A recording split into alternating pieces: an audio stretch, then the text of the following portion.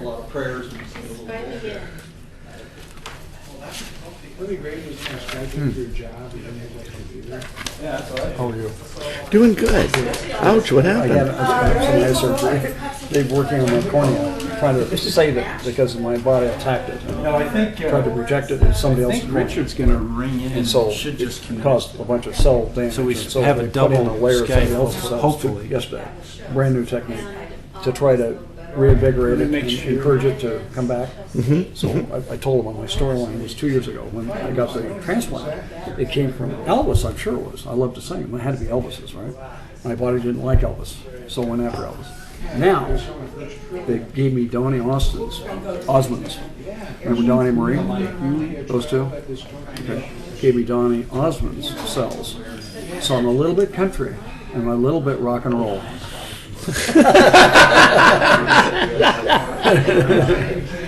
And you want me to believe all this? Okay.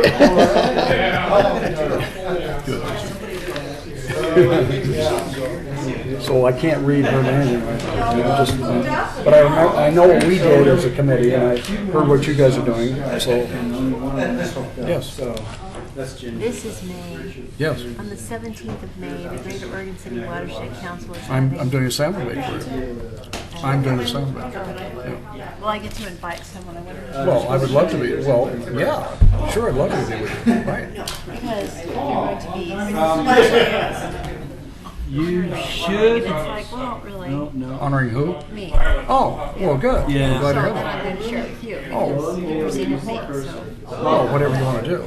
No problem. You're going to be putting it on. Well, I'm just doing the salmon bake. That's what and then our quartet will be there, so we'll sing a song. Good, are you going to sing Yes. that? Which new song? They can all sing it. Yes, I am. I am. Yes, I want to do that song. I'll do it just for you. But anyway, it's beautiful. I've been studying Barbara Streisand. She's really an amazing entertainer. Huh?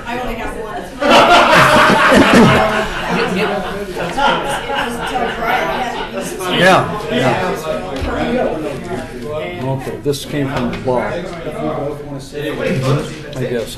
Yes, I mean, I think it's his shot at taking that format, and he's just suggesting, you know, a couple of us commented there was no need for this, so he put this in here instead. I mean, that's the only change, I believe. Yeah, okay. Yeah, all right.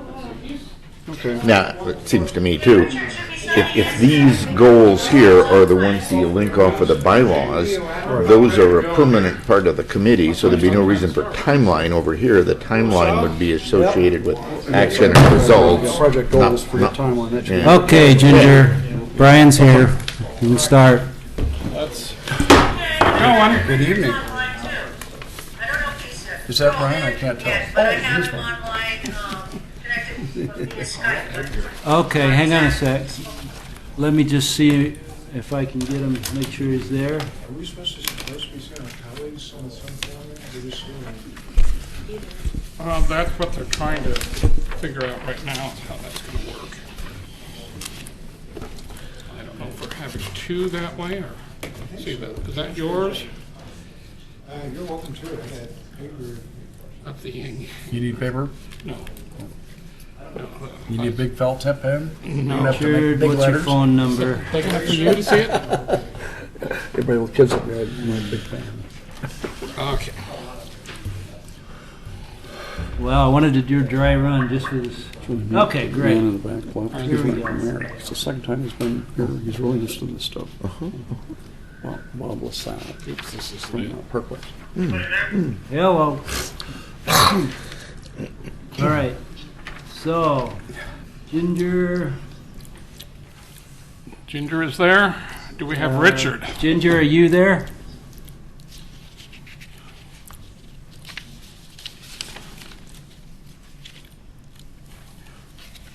I'm going to make sure that we've got both of you. Hang on. Are doing both. I was just talking to Ginger, and she was going to go back to the City of Oregon City Skype. Yeah, that's the one we want.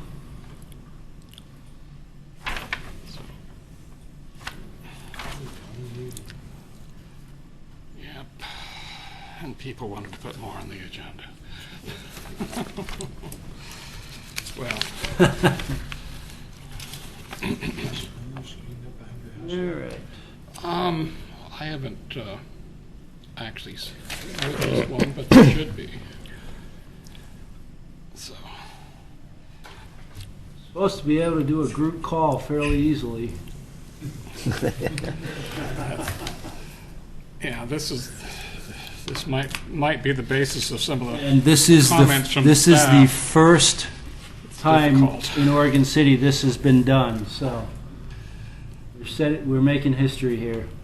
I feel bad. I was part of an OWEB teleconference and they lost audio in the last hour.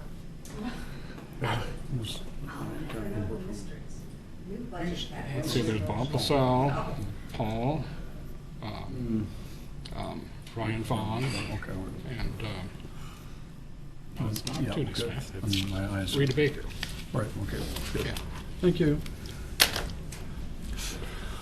Well, we got Richard, but we lost Ginger. Okay. Do you want me to just start the meeting? I think that we should move ahead because we've got a big agenda and we've got people eager to present to us. So, All right, we'll start with a roll call. okay. Doug DeHart, Here. Jerry Herman, Here. Brian Boyce, Here. Bob Roth, Present. Shaw Spady, Here. and we have Richard Craven on Skype, and we're attempting to connect with Ginger Redlinger. Okay. So, We have a presentation on the Kanema neighborhood potential projects cooperating with Metro. So I'd like you folks to go ahead and Ryan Vaughn and Rita Baker. make sure you can see your slides.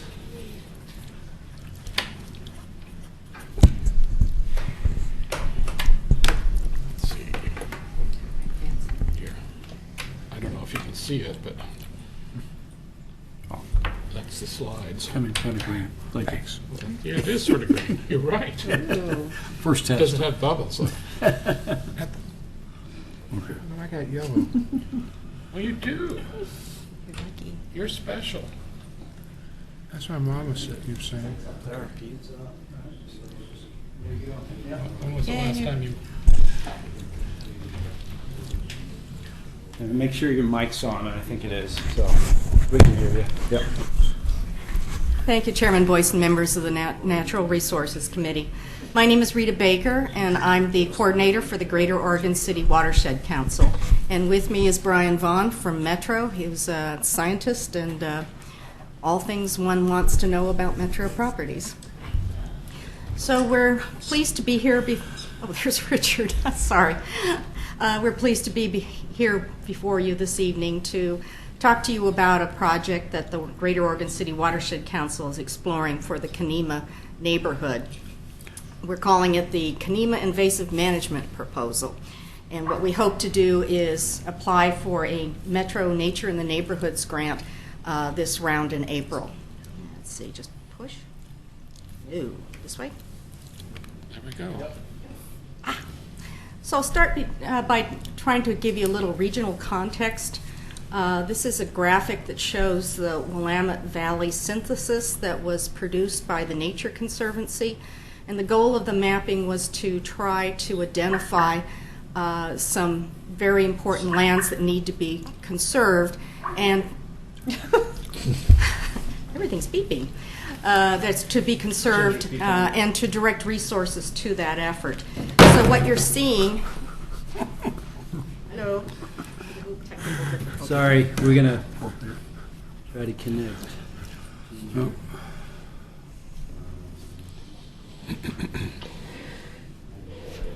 When she calls again, should we accept it? Yeah. All right. I'm sure all those noises mean something. Well, we're going to get through the presentation, then we're going to worry about Skype. Okay. There you go. Perfect. Yeah, get to We the... agree. We agree. I once had a council say that it sounded like we were playing Donkey Kong. So, at any rate, what you're seeing on the map are the areas along the Willamette Basin, basically, in our particular area, that feature the Kenema area. You're also seeing in yellow kind of the urban growth boundaries, and that was a layer we couldn't remove very easily.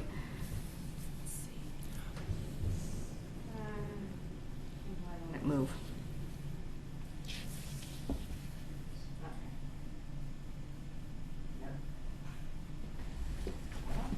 Moved on this.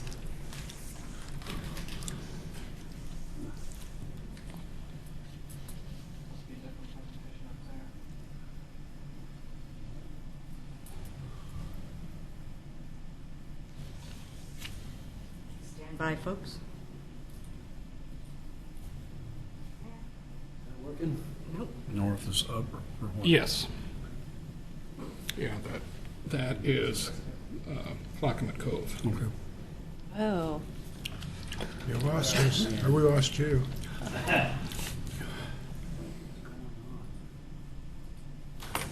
That's what every computer geek wants to be able to say. There, it's back on the same slide. All right, okay. But we need the next one. Here we go. Yay. Bravo. There we go. All right. So this is a close-up of the prior graphic, and what we're trying to show you is the lower green area includes the Metro holdings, and the lighter green area above that, I can do it this way. This area here is the Kenema neighborhood. So you can see it's a very valuable area that certainly is one that we want to direct some of our efforts into. One of the things that came about through our action plan was an investigation of the unique habitats that are within Kenema. We know certainly it's an area very rich in history, unique architecture, and mature vegetation. But unfortunately, if in fact we don't work together, all the good work that's been done on the Metro properties to remove invasives and improve the oak savannas will potentially be harmed if we don't work a little further with the adjoining properties. I'm scared to touch this now. It's working. Hey! So what we're calling the opportunity area basically runs from the Metro property. The bigger green area, areas on the map show Oregon City's holdings, and the areas in between are in private ownership, and beyond is the PG&E station. So we're well aware that invasive weeds are a problem in this neighborhood. Certainly when you have that kind of simplified habitat, the damage to the watershed, water quality, and the terrestrial and aquatic animals is hard to correct. So what we hope to do with the grant application, if we're successful, is to, over a 2-year period, come up with a prescription of treatments that will tackle the invasive plants, and also to engage the community with some volunteerism. It involves some herbicides, involves some hand pulling, but we've had good results in Newell Canyon, and I'll get back to that effort in a little bit. So again, the goal here is to increase the biodiversity in the area, both regionally and in the Kenema area, and we want to engage the community to help protect this area, because one of the things our partners have impressed upon us is if we go in and we make a financial investment of this magnitude, that there has to be some management to try to keep up with it. So again, that's a brief overview. I'm here to answer any questions you might have and request your support of our application. The Nature Conservancy map you first showed was what was the document title? Willamette synthesis. I can't say it. Synthesis. Okay, that's probably 12 years ago or 14 or something. It's a good map, isn't it? Diversity, wasn't that its purpose? That one's a few years old, though. I think that's been still the kind of one of the primary document that Right. Webb and others use to kind of prioritize some of their investments. Though Sure. what we could probably update that with is some of the mapping that was completed more recently in the metro region. Okay, all right, good, thank you. The only invasive species I saw mentioned in the presentation was mentioned English ivy. Are there some other invasive species that would be targeted? Yeah, we have clematis and holly. Garlic mustard has been a big problem. The Clackamas County Soil and Water Conservation District has worked very tirelessly to try to eradicate that in the area. Some areas have knotweed. It's a whole host of invasive weeds. Some of them probably more invasive and harming than others. I mean, If you have a grasses that are non-native out there, but those might be less of a concern than something that's going to alter the stands or alter the actual quality of habitat that's out there. If you modify the presentation, you might just want to list that, the species you are targeting and stuff like that. That'd be informative. So your primary purpose for this grant submission is Kenema Bluffs, or is it other areas of Oregon City? It is limited to the area that I showed you on the Okay, prior map. that's why it's a big area. How many acres is that? 100 acres or something? It's 33? About 33. 30 or 40. Oh, is that right? But all Kenema Bluffs is what, 200? It's over 300. So 300. the Kenema Okay. Bluff property, if you, I think, don't count some of the neighborhood and other city areas, it's about 300 of metro ownership. So if you start counting the city lands and then private lands, it's much larger. Okay. It's probably I around answer with 400 video? acres. Oh, okay. Wow. So I was just going to address one thing. My role here is I've been helping the Greater Oregon City Watershed Council with technical assistance. I really don't have a role at Metro for these grants. So just to clarify, I'm purely supporting Rita and the Watershed Council to help provide technical assistance. So I don't have a role in awarding any of these grants through Metro, though. If Rita applies for other grants, Metro would be happy to write letters of support. You're kind of a technical assistant to Correct. help the process fit. Is that her submission and Yes. other people's submissions fit? Yes. Is that true? Okay. Who makes the decision on these grants? Is it Um, a technical committee or something, or? At Metro, there is a grant review committee, and Okay. we have a manager that manages our grants programs. Is that Jim there's a grant Desmond? review committee that is pulled together, and I believe actually currently we have a request out there for interest to be on the grant review committee at Metro. You might check Saw our that. webpage. Yeah, I did see that. So, I think it's close to being, the submission deadline for that is close to being up. so you have a combination of private and Oregon City lands that you're writing this for? Yes. Yes. Okay, and do you know what the acreage is in each of those? So you have a combination of private Oregon City lands that you're Sounds a bit delayed. Richard, turn off the streaming video during the Skype, please. Let's see. I think there's a little bit of a delay there. Yeah, there was. Going down and up real quick. I'm not a technical advocate. We should either hold for a meeting or not. Simple as that. Much Thank better. you. Hooray. Thanks. So there's, in Oregon City property, that's basically including Old Kenema, you're looking at maybe 15 acres. Then you have a couple of parcels of private, that's 5 there. Let's see, your number. So let's see here. So if we added city property about 15 acres, and then you took Portland General Electric with another 6 acres, that'd be 21. So it looks like there's roughly potentially between 10 and 19 acres of private lands.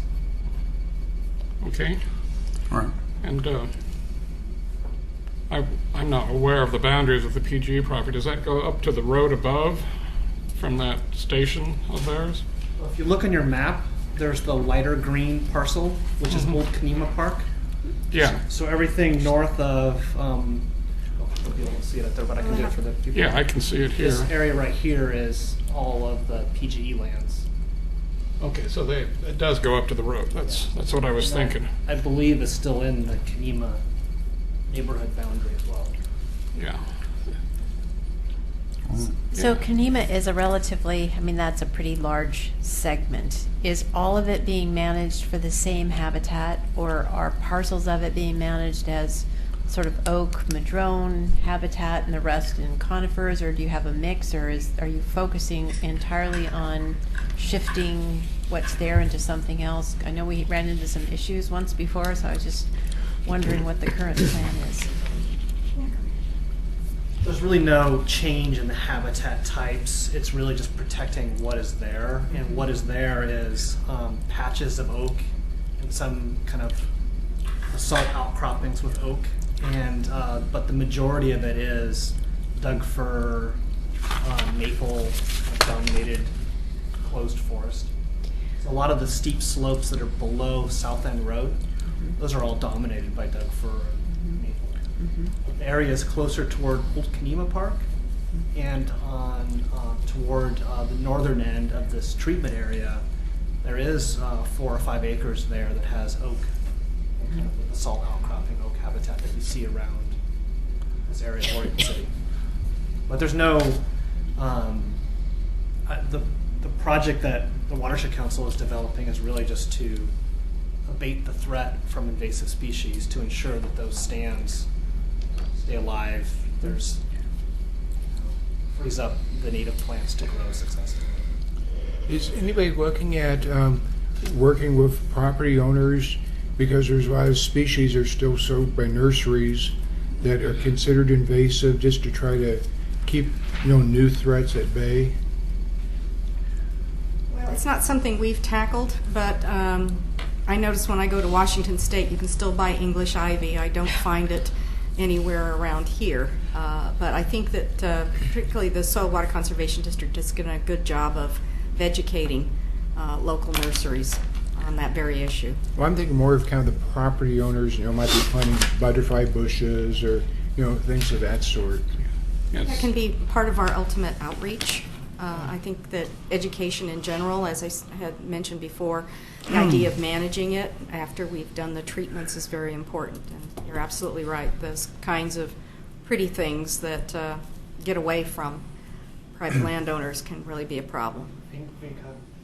Oh, yeah. Yeah. So what is the Natural Resource Committee's role in your grant application? I'd like to be able to indicate in our grant application that we've made a presentation to you Absolutely. of the concept and that you are supportive of it. And what is your grant request amount? Do you know it yet, or? We're looking at $25,000. Okay, The overall project is about 60. 60. Okay. I don't know what our practice has been in the past because we've never endorsed grants, but I'm wondering what this group would like to do. It seems to me that that request amount of money is something that is reasonable to take on 33 acres. Is that what I heard? And I think if we could felt comfortable in submitting a general letter of support, we should do that. Would that be helpful? It would be very helpful and very appreciated. Yeah. Add one more thing. In conversations with Rita and the Watershed Council, I think there would be interest in kind of future phases of work in this particular area of Oregon City. So this was looked at as a start, something that was manageable, something that we could actually generate the actual grant funds to accomplish.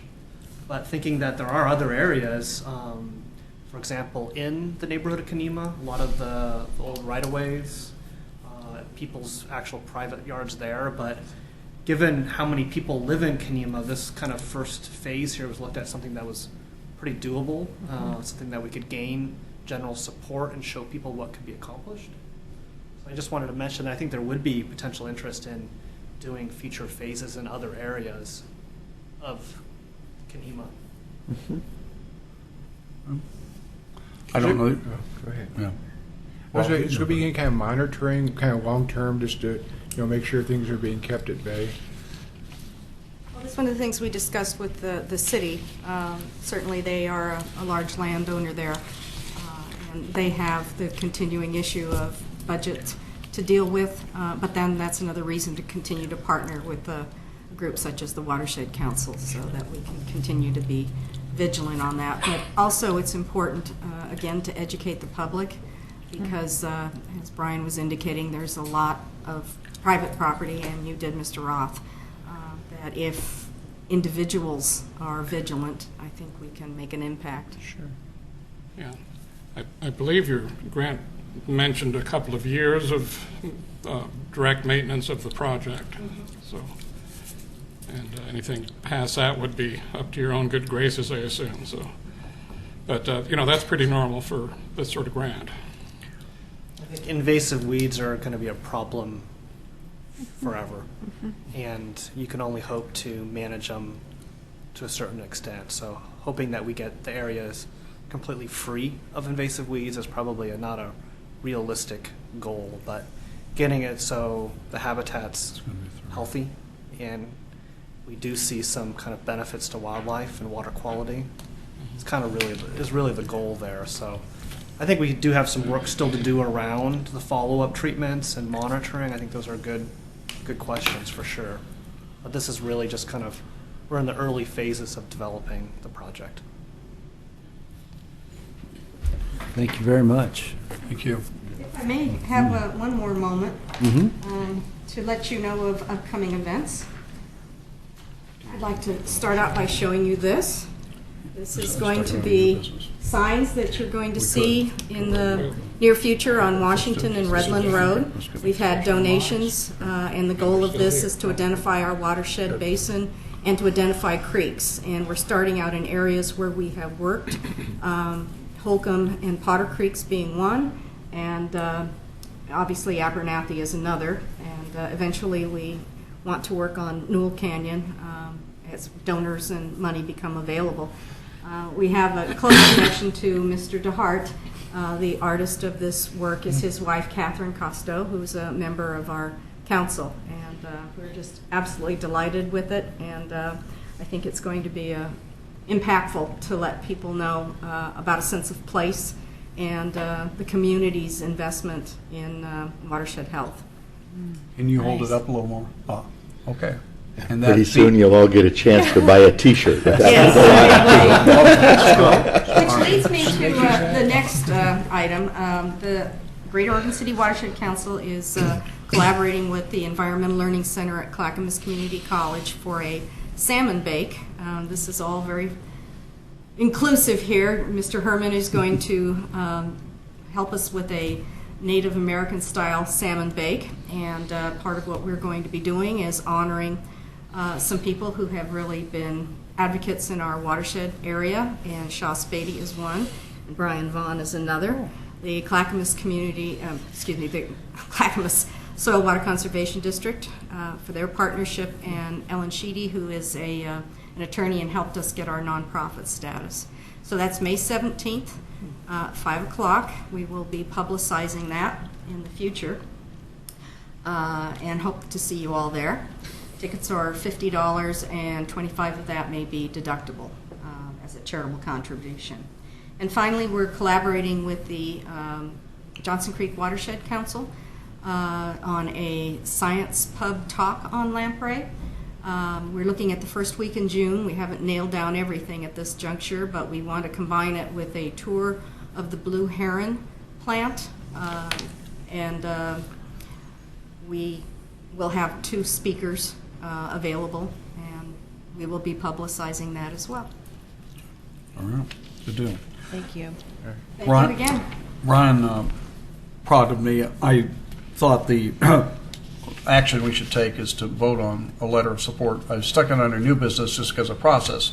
But while it was current of interest, I guess I'd like to see if this group, I'm the vice chair, just a member, would be willing to have a motion made to support their letter of support in some way to support their grant. Would there be such a motion? I guess that's my question. I make a motion to do just that. I make a motion to second it. All right. Right. So, I make all a right. motion to. And we need to ask for a vote, I guess, don't we? Okay, yes, we do. And we can do this by a voice vote or consensus. Finger? How about a finger? That's Up finger. That's the kind of finger you. All thumbs up. So that motion passes. Good. And, So we'd have- we'll have to get together to craft this. Talk to you about And what what's you'd the like to set. deadline? The 15th. Deadline is the 15th. Well, for the pre-application. The pre-app, yeah. So, Our letter. yeah, that would be nice, but I'm not certain it's absolutely necessary. 15th of April? Yeah. Okay. Oh, we can probably slap something together. That Thank will- you. Great, thank you so much. Sure. Yeah, we'll. Thank you both. Thank Yep. you. That's great.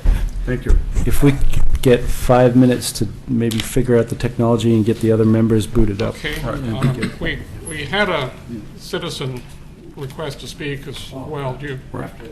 Yeah. Mr. Chairman, just for the record, I've been keeping track of times. We've been assigning times. It took us 3 minutes to get checked in and get the meeting started. This took 25 minutes. We had budgeted 15, but it was very much worthwhile. But I'm going to be the timekeeper Okay. and suggest, where we're at. Ooh. I want people to understand a little bit about Kenema. I'm the land use chair, Paul Eckert, land use chair of the Kenema Neighborhood Association. All of these little red spots here are city-owned, unimproved right-of-ways all around through here. They're all full of this invasive species. This is all city land. In the street right-of-ways, they're 60 feet wide, 20 feet in asphalt, so 2/3 of it is in blackberries and invasive species, and ivy and things like that.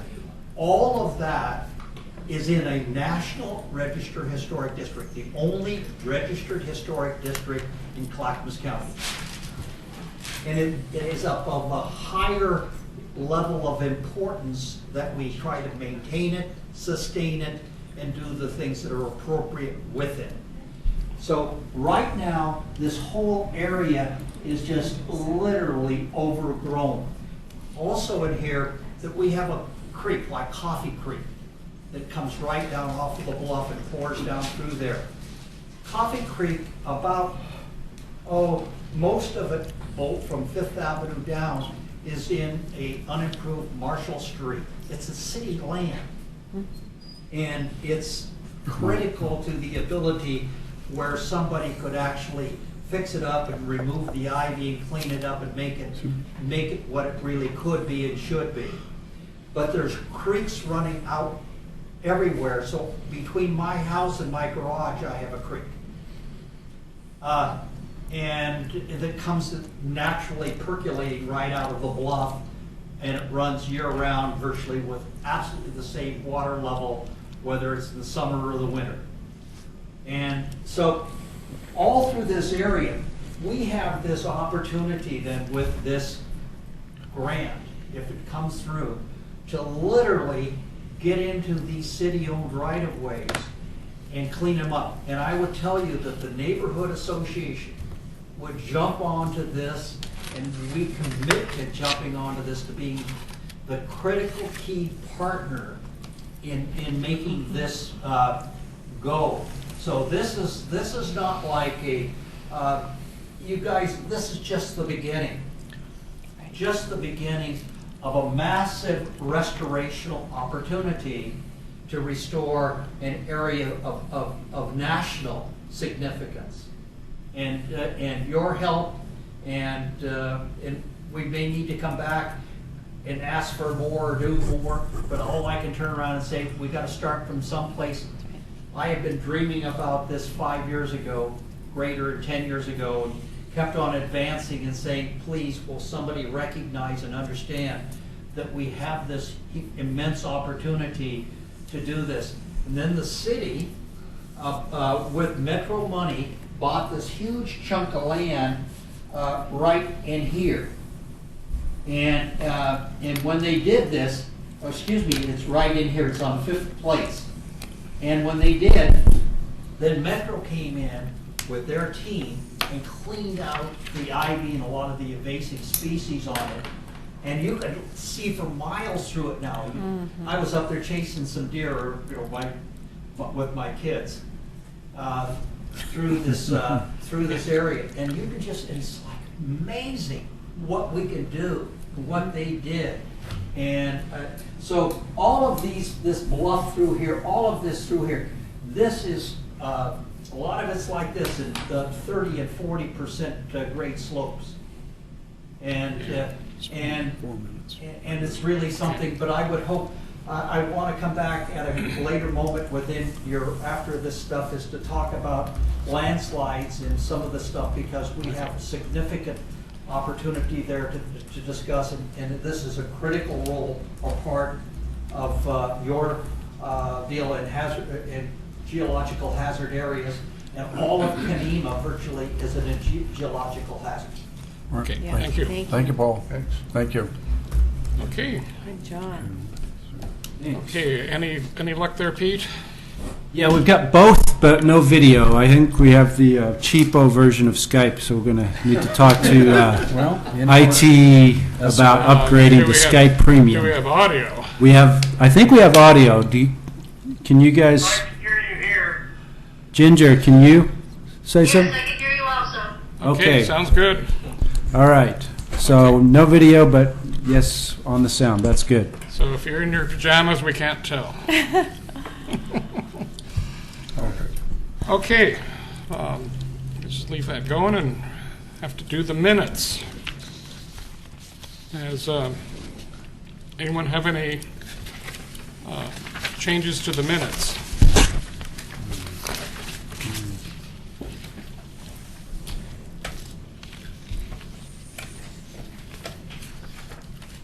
Let's see, do we have them? These are the minutes for the February 12th meeting.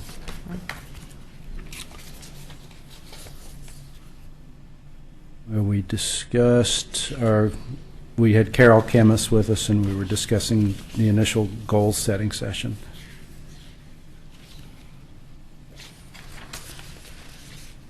What's the difference between adoption of the minutes for February 12th, 2014 and the NRC draft minutes of February 12th, 2014? Below that, on our agenda. There isn't one. Okay. Yeah. Yeah, you can actually get to the actual minutes by selecting that lower one. Sorry. Thank you. And I'd like to ask a question. Yes. I was wondering if it says here that the January meeting was not, minutes were not adopted because we didn't have a quorum last time. And I wondered if we needed to approve those minutes as well as these. We do, but they're not in the packet, unfortunately. Okay, we'll do it next time then. We'll do it next time. okay, and Thanks for that. Heads up, Secretary. Yep, she's doing her job. That's good. okay. Okay, so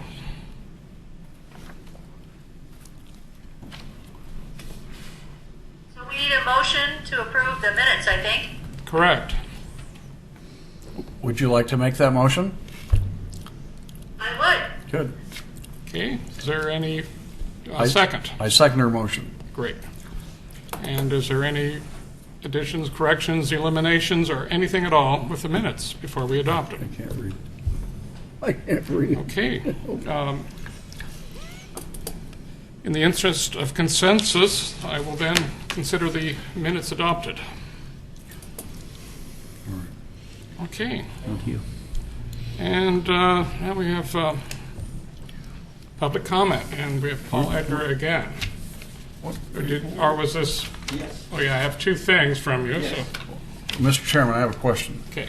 The flow of these agendas, which I agree with, talked about a special presentation, then an adoption of minutes, then public comment. Right. So where are we? We're at public comment. What were we in your last presentation? Or Paul's? That was part of the Kenema Bluffs, because it was all Oh. oriented towards that. All right, as long as you're, okay. Yeah. All right. Okay. Good So just afternoon. for the record, there's 3 minutes allotted for this. We're trying to keep track. We're Okay. trying better. Good afternoon. I'm Paul Littger. I'm actually the land use chair of the Kenema Neighborhood Association. The Kenema Neighborhood Association, or the Kenema area, is in a geologic hazard area. Much of it is in a high susceptibility, and I recently got the susceptibility maps from Dogami and LiDAR mapping. And much like your valley, canyon, Kenema is identical in the topology, much like what you'll see at Waterboard Park when the city turned around and said, we have to cut back or eliminate public access into it because boulders are falling. We are the same thing. South End Road is falling, breaking off as we speak, and they've been putting a lot of money into it. But we have continuation of building houses, approving and building houses on steep slopes and landslides in Kenema. And our code says you can't build a house on something, code 1744. You get into 1744-60. You will find in that code the wording, it says about building anything on a slope of greater than 25%.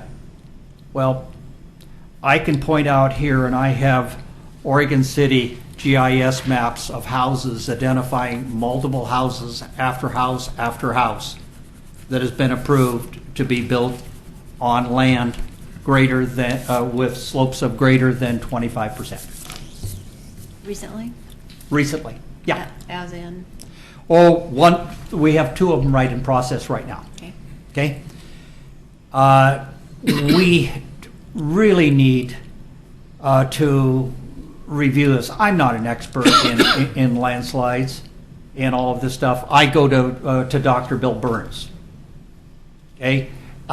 What he's telling me is that we need to get our landslide ordinances and code up to date. Dr. Scott Burns? Bill Burns. Oh, okay. Thank you. He's the one that did the original studies on landslides in Newell Creek Sure. Canyon. What they're telling me is that right now the code says that no one can be really held at fault.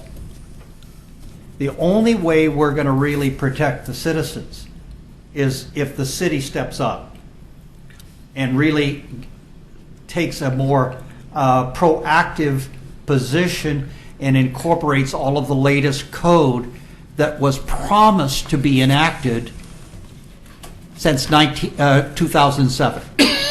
Nancy Krishauer in 2007 made implicit statements, and I have those actual emails saying we will make this happen.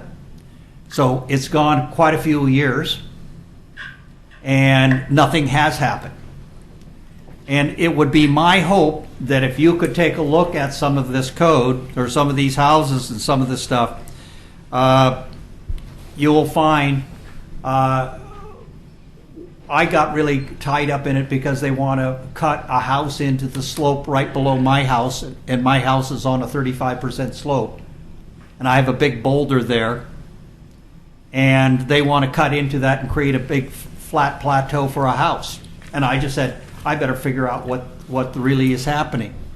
And I think it's the position of this committee to take a proactive stance on it and come up to speed. You make up your own conclusions of what needs to be done, but there are some people around that are ready and willing to work with you, not only in our neighborhood, but Dogami itself. So it would be my hope. I also would recommend that you get the letter that was presented at the last City Commission meeting by Christine Kaczynski.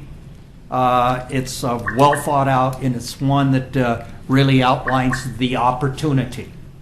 Okay, yeah, 3 minutes are up there, Paul. Thank you. Thank you very much. Paul. That's Thank you. interesting stuff. So, before Paul leaves, what I would like to request is that we receive copies of Christine's letter Amen. and of Yep. the land use applications that have gone in, that you have there, so we can see what's gone in, and then we can look at the code from there and have it be an agenda item we discuss at one of our next meetings. Yeah. And we also need to know what the status of the city codes are right now. Perhaps Okay. Pete knows that, I don't Do you want know. to discuss that at the future, put that on the item for future Yes. agenda? Yeah, that's fine. Because we're full pack tonight. Yeah. Okay, so I'm making a list right now. We'll put agenda items include, look at Christine letter, all of us. Look, Yeah. The 1744 overlay district geologic hazards and Code. current land use applications that may be under review Okay. under that code. Yes, and then And have been then, approved recently without our knowledge. Okay. Yeah, and, okay, Thank you. Thanks, Paul. now we have our revisions of the bylaws on the agenda next, and we have several reports in there. And see, we have the NRC bylaws red lines twice in here. I'm not sure if that's Yeah, two I'm not different sure what editions happened or. there. One is the red lines, the actual red lines. The other one is the non-red lines. So I would open up the second document to see the red lines, I think. Let me look at that. Mr. Chair, a question about this agenda item, and I sought a little clarification on in advance. As you know, there is The first document has there the is a red lines. group working on elements of what will become the committee's work plan as well, and it doesn't appear separately on the agenda, and I was told it would be briefly discussed under this agenda item. Okay. I guess, first of all, I just ask you, is that correct? Secondly, if so, I think that's fine by me, though I just wanted to make the observation that the revision to the bylaws and the development of a committee action plan are two different tasks, and I think we don't want to forget that each of them is a job that has to be done and completed. Yeah.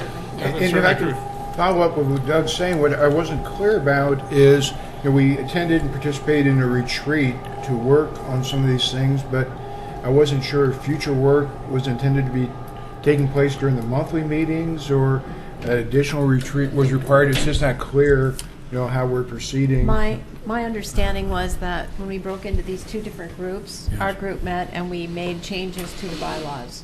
I mean, when you'll see them here in the red Sure. line. And that you were going to meet and actually come up with the things, and I was assuming that you would submit those in written form for us all to review.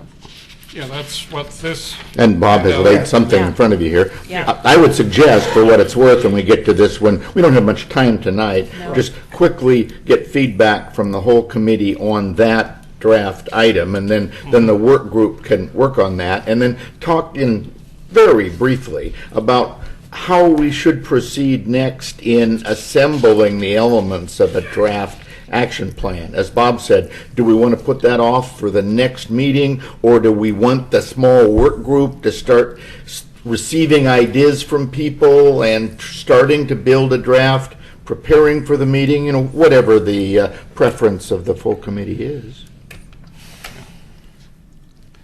Yeah, we've got a good start on the of a format here. I believe this is your simplified edition. Yeah, Here on basically, top. because I wanted to do is adapt it, since we're not dealing with grant funds, it's modified from the example down below. Yeah. But I wanted to include the example below because it kind of operationalizes it. So, but basically, I think what we're trying to do is figure out when and how, if this format was selected, do we fill it in content-wise and kind of agree to timelines and, what we want to accomplish. and Mr. Chairman, because of my eyesight issues, I can't do much with this tonight. I'm going to have to count on Shaw to kind of go through this document seriously, because my eyes are not Yeah. very functional. Well, just I'm talking about what we do with the bylaws. okay. That's fine. And you are ad hoc subcommittees, so you don't have to you can meet without any kind of special notice and as you need and Right. that sort of thing, which is great. Okay, so, Now, I'm seeing the word goals on here, and at the last work session, or whatever we had the other day, we called them responsibilities. Yes, I've actually got, if we want to get into that tonight, I've got some suggested changes in wording for these 5 categories, and that would be one of them, that the left-hand column, the term we're using is responsibilities, and we'd identify the responsibility out of our bylaws on the left-hand column that keys, and then, actions that key to it would be the second column, I would think. Yeah. And timelines probably belong over there, not in the first column, because that's long-term responsibilities of the committee, and those are, I take it, go on and on. you know, Well, I think if we do certain things like review code or whatever, a timeline could be appropriate because there's a certain timing. Sure. I mean, anywhere a time certain fits or a time period fits, it should certainly be reflected, yes. yeah, it would certainly be easy to combine the actions and the timeline to carry those out. Oh, sure. Yeah, that would certainly fit together. But the only one thing I wanted to add is when we had, the mayor was talking about some stuff we're doing the planning, that some of the things we may want to do will require staff resources or Yes. stuff that's not currently available, and for, I guess, department planning purposes, and for us to achieve certain things, we may need to identify what kind of resources we need and when we need them, just to see if they'll be available. Sure. I thought that was a good addition, that right-hand column, and by that I presumed you meant resources needed beyond those that the committee already has. What other support would we need to do that? Staff item? support, money's always nice, but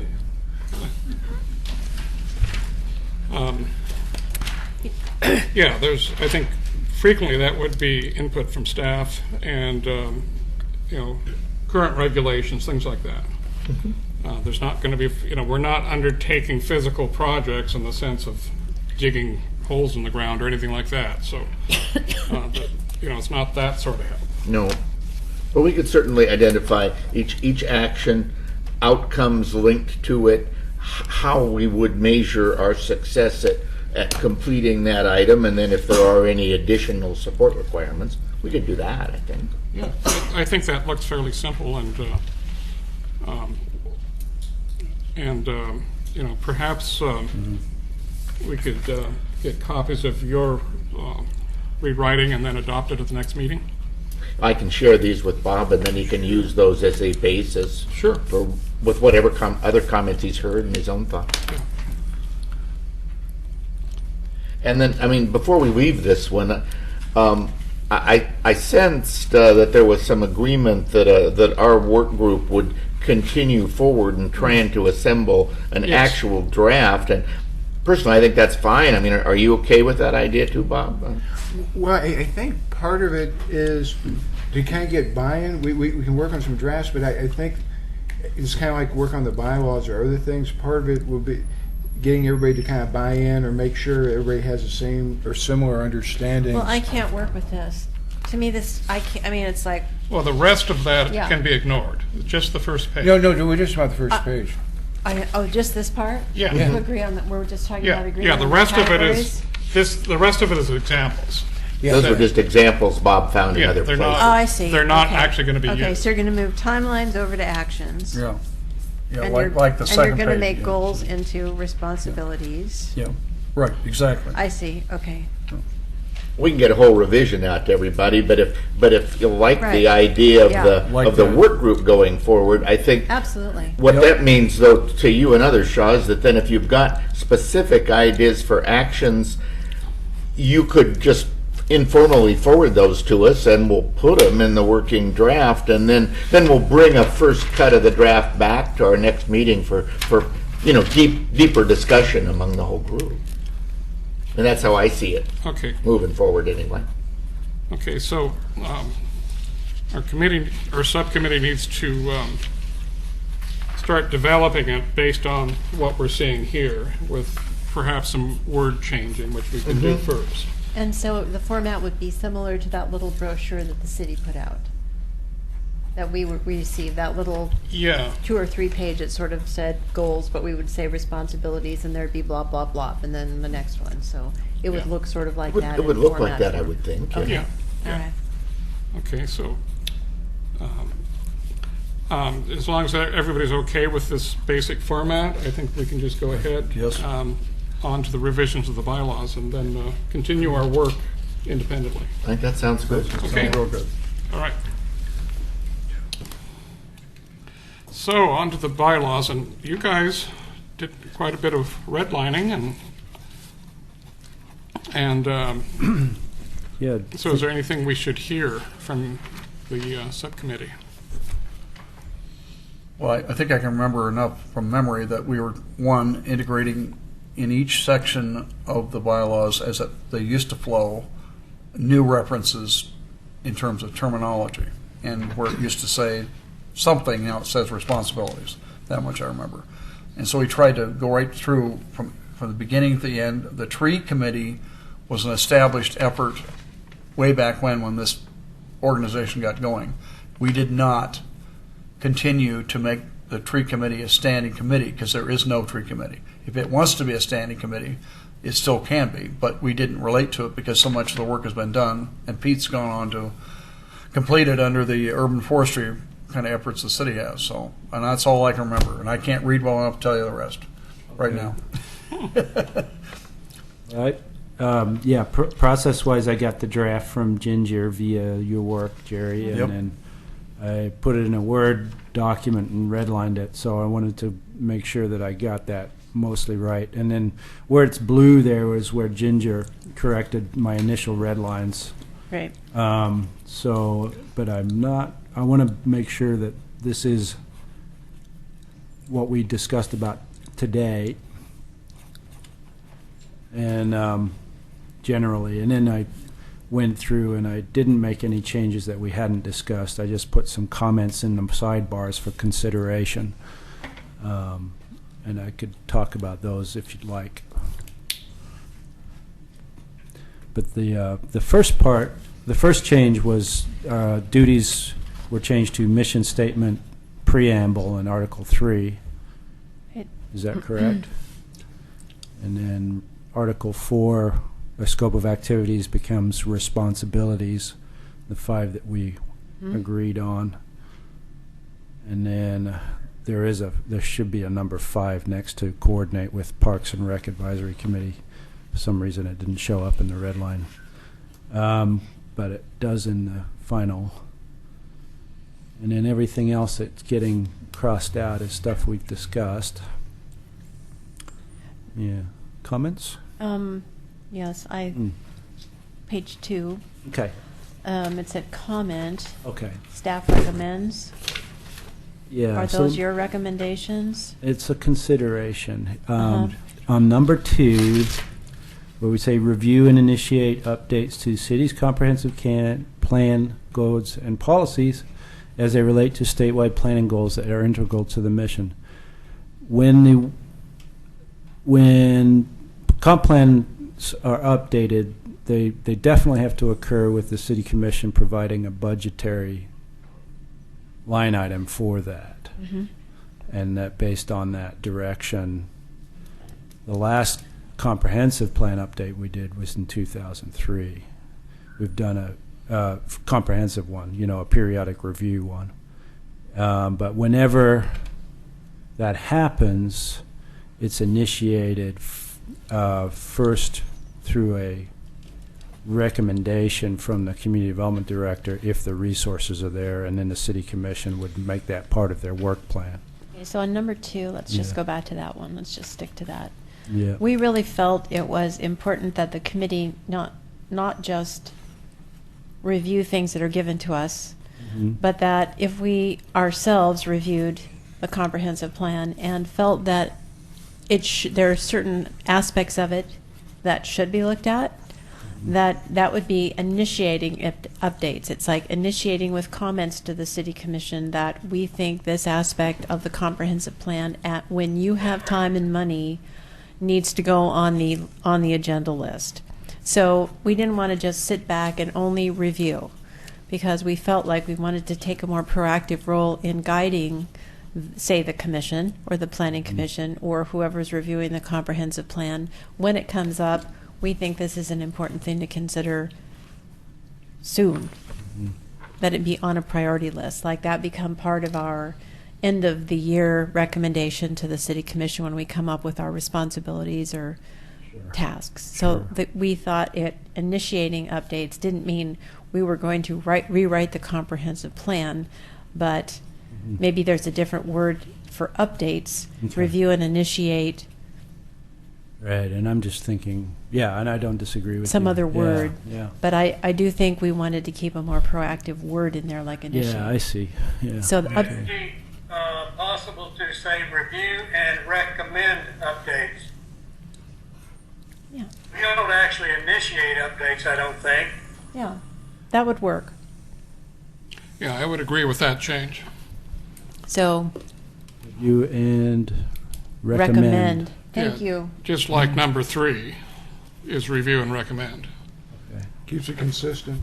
Yeah, keep it consistent, and it's more accurate, because it is true, we're not going to start the process. We can No. recommend that it be part of the process when it starts. But see, when we go down to this one, then on number 3, we like review and recommend, and the comment is staff recommends that this read instead receive notice of and comment on, not review and recommend. So again, I think we want to take a more proactive role than sitting around waiting to receive notice of things we never received notice about or might not receive notice about, and then commenting on it if we actually get it. And if there's still time to comment. Yeah. Well, yeah, the notice part of this, what I intend with this is that when formal public notice is provided per city code, you receive the earliest possible notice that anybody who is normally entitled to public notice gets, which is within 300 feet of a property, whether you're the owner, whether you're a neighborhood association, and any agency that might be affected. So that's just a house, that's something that we need to do. I'm not sure I understand number 3. What part of it? Any of it. Okay. Doesn't seem to make sense just looking at it. Well, what I think it means is that we review and recommend when there's a land use application that comes through, say, for example, in Kenema, and there are unstable slopes, or it's on the unstable slopes map, that we would be able to review and recommend. How do I get this? The way it's written is ambiguous. Yeah. You're on the Yeah. minutes. I don't think So that's what are we you're going to we're going to review and recommend, Okay, and this- make recommendations regarding land use Regarding, there you go. applications. Are trying to get documents over, or? Just trying to get what So you let's got. put review and That's make what it is. recommendations regarding land use applications. Then, And receive notice of. Yes. Yes, and the received notice part's important. Right. However, I think it's important. It's in there grammatically, yes. Okay. and then hit this one. Yep. Okay. Good thing I Do you have that remembered. down? Yeah, I'll really restate it and as completely as I Along the can. right Okay, side. thank you. Receive notice of, review, and make recommendations regarding land use Yes. applications. Thank you. Thank you. Very And good. the rest. Yep. You can blow that up. That's all right. I'll do this. Okay. I would personally, since I get the neighborhood association notifications, as long as they understand what we're looking for adequately, that system does work for the neighborhood associations. Right. It's not working for us. Yeah, because we're You're not being on it. noticed. We're not on it. Yeah. And we haven't been on it, and that's part of the problem. No. But we're specifically looking for ones that affect natural resource values. And, so it's a matter of educating the people that need to notify us, as well as, Right. What if we were to get the ones the neighborhood associations get? Is that too inclusive? Or? That would include stuff that we don't know want to what I look mean. at.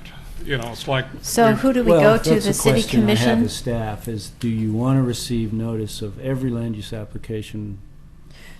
Because, there are subdivision, land division applications which will be reviewed against certain tree protection criteria code, which isn't natural resource overlay district, but is part of the code. Yeah. And so by that alone, I would suspect that you would want to receive notice. Right. Yeah, So, and then you'd pick and choose which ones. yeah, then we have to look at those and decide which ones go on the agenda, Yeah. I would assume. Yeah. But anything that would affect a resource, natural resource certainly. area overlay. Geologic hazard overlay or natural resources overlay. Yeah, you know, Willamette River Greenway.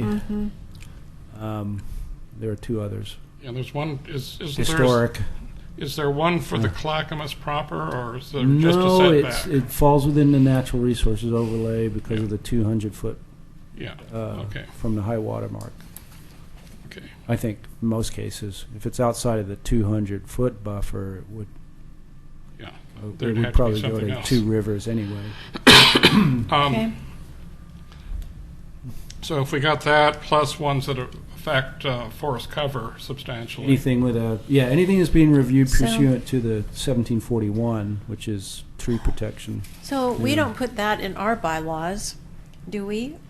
How do we actually get that to happen? Because when we started this committee, that was Well, one of the that's- things we thought were going to happen, that automatically we would be shown those things. So Right. what do we, Because the bylaw is Well, internal for this It group. should ultimately go into 1750-030, which is the code section I cited there, which is the procedures section. Because that specifically states that land use notices go within 300 feet of the property to any affected neighborhood association.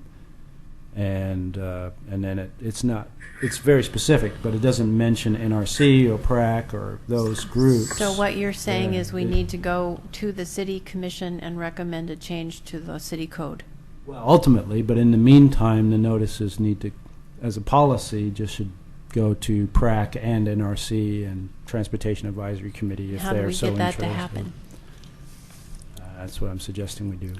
So Okay. I talked to our other planners about doing it, and it's really just a question of, we check a bunch of boxes on the notice, and it goes to the NRC. We add the NRC as a box on there, and it Okay. just goes to mailing label.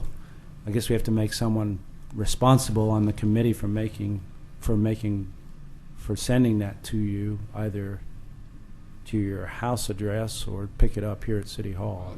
Depends. I'm receiving all the neighborhood association ones by Yeah. email, All right. and that would be, In my staff report, I actually thought, this is something that is a lot of work. It's probably something that you may want to think about assigning a subcommittee to at some point to coordinate. Can we receive them by email? Oh, yeah, that's the way we do them. Okay, Yeah, then Yeah. let's just do that. Yeah, Yeah. It makes more sense than burning gas to come That would down be here great. to pick it up. sure. Okay. Just so we know. Yeah. yeah, and Hey, is there a way to kind of check back and we know that the internal city steps have taken place, so the whole thing, because, the bylaws are kind of governing our behavior, but if you can get back to us and say that, the box has been changed or we've been added, or we can do a test just to see if we get it. Well, there's a way to check that. Normally, we timestamp the application, send it out for completeness review for 30 days, put it on the website once it's complete, and then once that's done, we send out the notice via email. All the staff in the planning department would need to be on board and aware that this is the process and that all our templates are changed to reflect it. Because we use Yes. templates for right, all of our right. reports. I see those in the emails. Yeah, right. Let me point out a couple of things. One is that a lot of times the approval process is quicker than our meeting schedule. Right. And there's going to be ones where a decision has to be made before our next meeting. So that implies a subcommittee to take care of that. It's exactly what the neighborhood associations do. And I could, if people want examples, I'm getting these notices, and sometimes there's an element of natural resources, but sometimes they're not significant. Like the county parking lot, for instance, has a small brushy area that, they're going to clean up, but it's not really a natural area of any significance. It's just an isolated chunk between a parking lot and the railroad, Is that a bioswale or? It's just goes up to the railroad like that, quite steep, and they're not planning on using it because it's too steep, and they don't want to mess with the railroad, slipping or anything. But anyway, that's an example of what can come up. Another one has just no natural resource impact at all. It's already all paved. They're gonna, Excuse me, are we continuing to go through the items there? 1, 2, 3, 4, and so forth? We will be, yes. Okay, what happened to number 3 then? We briefly mentioned that. That's going to be changed. Pete read the change that was going to come through. Okay, yeah. So we'll do the work on our side to make sure that we follow through on number 3. Okay. Okay. Okay, and then 4 is, I think, is a good one that we're keeping. And so the next changes were in Article 5. Right. And I did a lot of that background work, and it was trying to suggest language that would put us in a more responsible role of communicating well with others and trying to build a relationship with the City Commission, Planning Commission, PRAC. That's what I remember. This is procedural, so... Oh, number 5 was just simple word addition, Jerry. There's nothing major there. It was in number 5, officers. What's the difference between... You have 2 Article 5s, officer and staffing. Okay. I think the numbering just slipped. There's a It's change just in changed to 5 6. clear down on the next There is a page. hand. Yeah, and then Oh, there's it a belongs 5. in front of the word That's the one I'm talking coordinate. about. Yeah. Well, that could be. Okay. All right. Well, any comments on Article 5? I mean, it's pretty... Well, I'd agree with pulling out the promoting community involvement. That's something we want to do, but that's a big thing that really isn't. Well, it's actually back in 1. If you go back to 1, it's, Oh, it it's is. strongly spoken to in 1. Community involvement and conservation. Yeah, there it is. Okay, Yeah, now I got it. Yeah, we saw it twice, so we kept it in 1. Yeah, great. Yeah. So that's good. Okay.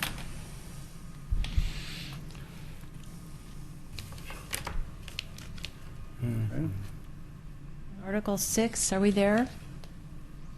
Article 6, organizational procedures. I liked your comment on number 1 to add the most recent reference to a specific edition of the most recent Right. issue of Robert's Rules of Orders. Okay. I think that's a good change. Yeah.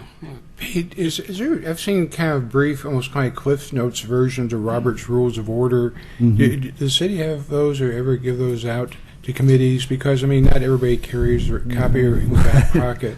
Right. I'll ask Nancy Ide, our city recorder, if there are copies of that available. It seemed kind of like 1 or 2 page cheat sheets. Just Right. Okay. And I think number 2 is worthy of conversation. Your comment about having some concerns about the telephone and internet and Skype, it is burdensome and it is a challenge to work with to a certain extent. What would you suggest? Well, I think we just need to dial it in a little more with our IT manager, since, tonight was an example of new technology at work. Yeah. I think we've worked a lot of the bugs out. So I think it'll work if we can get the premium upgrade, so we'll have the video conferencing as well as the sound. When we have a presentation on that laptop at the same time, it's a little buggy, so we may need to load Skype on a different laptop and then point the camera at a different angle so that we don't have a conflict with the laptop. Okay. But it's really just... Is that available from the city? I think so. I'll Okay. talk to David Knoll, our IT guy, and Okay. see if we can figure that out. It's really just technical stuff, but I think it's doable. And I see nothing wrong with the comment that you made, Pete, relative to committee members making every effort to be present in person. Absolutely, absolutely. I feel we have certain situations right now, but if we get in a habit of running meetings on Skype, this is not what this committee's about. That's just my opinion. We have an obligation to be here. I'm here, I can't see, but I'm here, okay? And I'll contribute as best I can. So, and I know that other things have come up, but we start putting all the pressure on the staff and systems to make a committee function, something wrong. That's my opinion.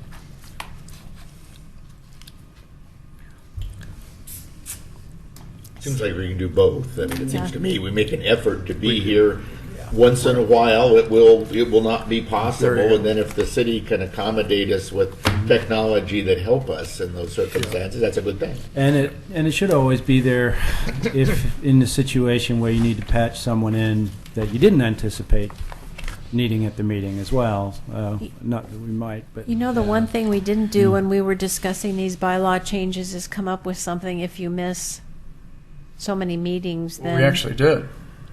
It's supposed to be in there. I don't know why it isn't in there. Ginger and you in particular worked Let's out talk some about language. that, because we can still make changes. Yeah, yeah, that's why we're reviewing it. I think it's in there.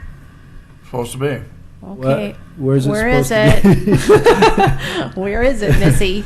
Well, we obviously haven't got to it yet. Well, it was the... Oh, I'm sorry. It continues on into... remember how those bylaws are formatted? Into... conduct. It's in the conduct section, isn't it? I didn't change anything in conduct.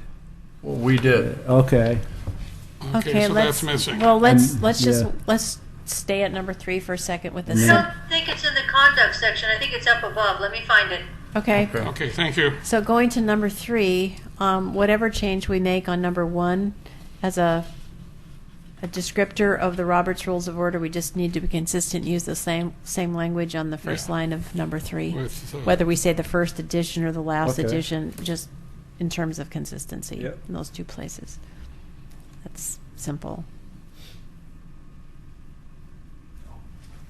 I don't know if the city has any practice in that area at all that we might I'll check. I'm sure there are some committees and neighborhood associations that make reference to Robert's Rules as well, because they've been trying to promulgate procedures for each of the neighborhood associations. If there's a standard way of describing it, then we could do the same. I don't think it really matters. They don't change that much. Yeah, okay. So I would suggest that as a possibility. Okay. But if there's no normal way of doing it, then we get to pick one. Able to do that? Okay, Yeah, I thank you. don't see anything here dealing with attendance. Yeah, I looked through to the end. I didn't see anything. Well, let's have a discussion about it. What does the group think is an appropriate? Well, again, the CIC committee that I'm on draws the line at 3 unexcused meetings in a year. Calendar year? Or? Calendar year. I thought there was a part that we put in We here specifically about wrote- that you had to It's- call into the chair Right. and say. If notice it was not given to the chair and the staff. Right, that's Yeah. the way CIC does Where it. is that? We had that somewhere, I thought, at one point. Well, Ginger says she's looking for it. Okay. And I'm sorry I don't have my rough notes with me tonight. So Yeah, it may. I just looked through it and I don't see it. So let me go back to my notes and Okay, see thank you. why it got left off. We definitely have it in there. I mean, in our notes we have it. I may not have sent it to Pete, but let me look. Right. Yeah, I just don't see anything. all right, well, I remember the thrust though. First, the chairman must be advised, and then the staff, because the staff tries to keep things on do we have a consent, enough people to have a function or not? And then I think we said if they don't make the effort to do that, the body, this body can Oh, I recommend. have it in writing. Good. So this would be number 6. This was Ginger's language, and it would go before Appendix A, which we crossed out. So after 5 and 6, let's see. So the Code of conduct. This was, Yep. there was a 5, and then it would be number 6. So it would be on page 6, number 6. And it says, an NRC member in good standing shall attend all meetings either in person or via phone or electronic media. If unable to attend, the member shall notify chair and staff liaison. There. If a member is absent for, and then I stopped taking notes because Ginger was finishing it. So, do you have that, Ginger, somewhere? It sounds excellent. I'm looking for it, and if the member is absent for 2 consecutive meetings, Uh-huh. the committee can recommend the replacement of the member. Correct. That's correct. Excused or unexcused? Unexcused. It doesn't matter, either one. Well, If they miss 2 meetings in a row, well, I guess we could. That's why we left it flexible, just in case, like if someone's ill and is in having a long-term issue, we wouldn't want to make that recommendation. But if they don't make 2 meetings in a row, it's hard to make progress. Right. Well, the So we have fundamental, the flexibility to make a recommendation or not, given the circumstances. That's why we use the word the may. fundamental issue is if you're not reporting to the chair and the staff, it's unexcused. correct. So if you're reporting that you can't be there, that's a different issue. Fine. Right. Well, maybe that's the point. Even if it's like I missed 6 meetings and they're all excused, that still means I missed 6 Well, meetings. it needs to be 2 meetings. It needs to be held to a 2-meeting. 2 meeting. Yeah, or is that 2 consecutive meetings, or just 2 meetings in a whole year? it was 2 consecutive meetings. Wasn't it, Ginger? 2 consecutive Yes, meetings? consecutive is correct. Yep, right. And was that consecutive unexcused? No. Well, we're just, No, it was just consecutive because if a person can't participate in 2 meetings, then it kind of slows us down. And of course, it's going to be on a case by case because there may be some circumstances where that would be okay. I'm willing to go either way. It was just an idea. right. Yeah. I'm kind of thinking that the whole point of the reason you differentiate between excused and non-excused is because things come up in life or whatever. But if for these purposes you would treat excused and non-excused the same way, why differentiate? We didn't differentiate. We're The deal just was you throwing this report open. to the chair and the staff that you can't be there. At least do that much. There have been some meetings when we didn't know where people were. Right. So that would be the first step. But the real issue here is continuity. Right. And I think some of the stuff we're doing is pretty complex. And if you missed last week's meeting, you wouldn't have any idea what we're talking about. So even if you read the notes, it wouldn't be the same thing. Right. So I think that's the discussion. This is the one we couldn't decide for the group. We just threw it out as we have to come up with something here. And Well, the I don't- fundamental issue is the mayor is the one who makes the appointments. And if he receives a recommendation from us that we're concerned, he still may maintain that position anyway. So we're not going to remove this person. All we're doing is recommending we're concerned. Okay. So how do you want to handle this section, this addition for the next Yeah. It meeting? was in code of conduct. That's where it was. Okay. It was number 6. Yeah, and But what do we want to do is the issue, right? yeah, the another option would be 3 within a calendar year. Because with 2 consecutive ones, you could miss every other meeting and you'd be fine. Which of course, people don't usually do things that regularly, but that way, if there's a pattern of not showing up, then Well, does that mean though that missing a meeting means you're calling in? Is that missing a meeting? well, that's just using the CIC as an example. It only counts towards the 3 if you're unexcused Okay. in that particular one. I mean, yeah, there you go. It's a And, you know, and people do miss 3 meetings in a year, and they're out. I do not know what, you know, we did have a member removed last year because he just basically disappeared. Well, as long as you're all happy with whatever we come up with, I Right. think it needs to be tailored for this group. I don't know what rules the mayor was following when he replaced that member, you know. Do you know if you have something where it's like 3 unexcused in a year, that's a quarter of the whole meetings. You know, if you're Right. not- at that level, you haven't really let anybody know that you're not going to show up, or Right. you haven't contacted There the you go. chair Right. or staff.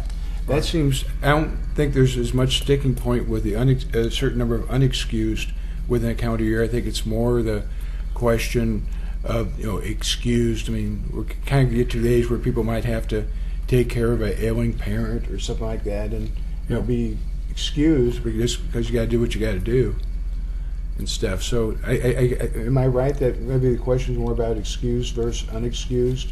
I don't think. It sounds like the way you had it drafted, you were like 2 consecutive meetings, right? And then If a after member is that, absent yeah. for 2 consecutive meetings, the committee may recommend May to the recommend. mayor the removal of the committee member within the calendar year. Or with Okay, I found it. Okay. And I see that I did not include it in the document that I sent to Pete. Okay. So it got left off. Here it is, Article 8. Code of Conduct. Well, what was 6? Article 8. Okay. Oh, it's an Article 8 Code of Conduct. That 7 was the item former number 5. 6. It's all in here. Okay, and what did it say? And 6 is new. It says, add additional item number 6. A NRC member in good standing shall attend all meetings either in person or via telephone or internet. If unable to attend, the member shall notify the chair and the city staff liaison. If a member fails to notify the chair or city staff liaison prior to missing a meeting or misses 2 consecutive meetings, then the NRC may recommend replacement or removal of the committee member. Okay. That's it. So it's 1 unexcused absence or 2 Or 2 consecutive consecutive. excused absences. Yeah, that's very good. Very strong. That's Clear. very strong, but Yeah. it's really easy to, you know, something comes up and you forget the meeting, and does that mean you're out? You know? Well, you're still relying on the consensus of the committee to make Yeah. the recommendation, Yeah. sounds like. Yeah. Well, yes, I mean, I don't know whether we can write it down, but between the group, I mean, I'll be candid right up front. What I'm really worried about is a person engaged and are they contributing? I'm worried more about that than anything else. If I think somebody's a contributor, I'm certainly not going to sign on to suggesting that they be removed from the committee. Right. Pete, what are the standards for some of the other city committees? I'm just wondering if we're. Oh, thanks. As far as absences go? Yeah. I was just, I don't know, but I can find out. All right. Yeah, well, I've been using the CAC. It's a city Yeah. function. So, Citizen Involvement Council. Yeah. and like I say, they were 3 unexcused absences in a year.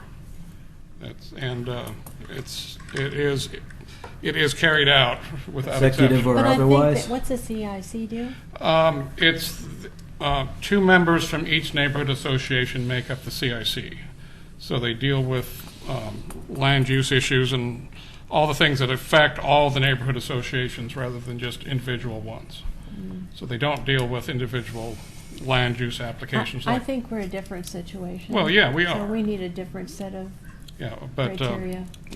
I'm just, we need examples too. Yeah. And that's why I brought it up. Would it be all right if Ginger submitted her language to Yes. Pete and then we Which- included in the Which was the draft? language we all worked Yeah. on. Included in a revised draft. Yeah, Sure. and then see if we And have, it's called Article number 6, is that correct? no, it's It's Article 8, 8, Okay. new Article number 8, okay, 6. thank you. number 6. Right. I will mention that we should maybe give a little thought of how that will be implemented. We're saying that we're going to make a decision independently. But, We're not making how's- a decision, we're just making a recommendation to, Okay, well, what we were saying is that if somebody misses a meeting Yeah, without unexcused. excuse. Without excuse, that Yeah. they can be kicked out at our discretion. Well, Yes. or we could recommend, We what could it says is we recommend. could recommend. We- that. Yeah, we can, so, That doesn't mean they're gonna get kicked out. right, okay. Then that doesn't mean we're gonna recommend it, it just means we Right. can.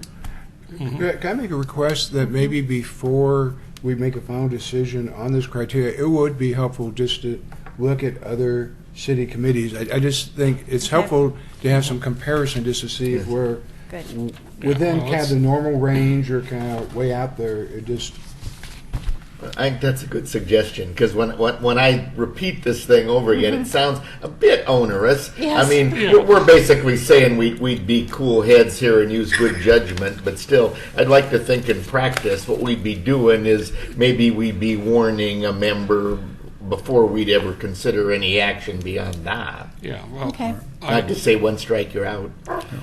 Well, well, we're saying potentially one strike. Well, yes, I mean, that is what we're saying. Yeah, and,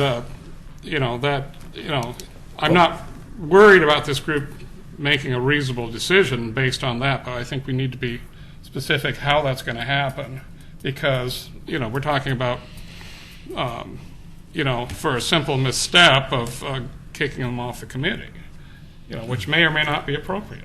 So, Right. but if we make it clear that it's, something we can decide, and we need a procedure to do that. okay. Okay. Pete, so In the code of conduct, I want to say something. In the code of conduct section, nothing in these bylaws related to attendance, period.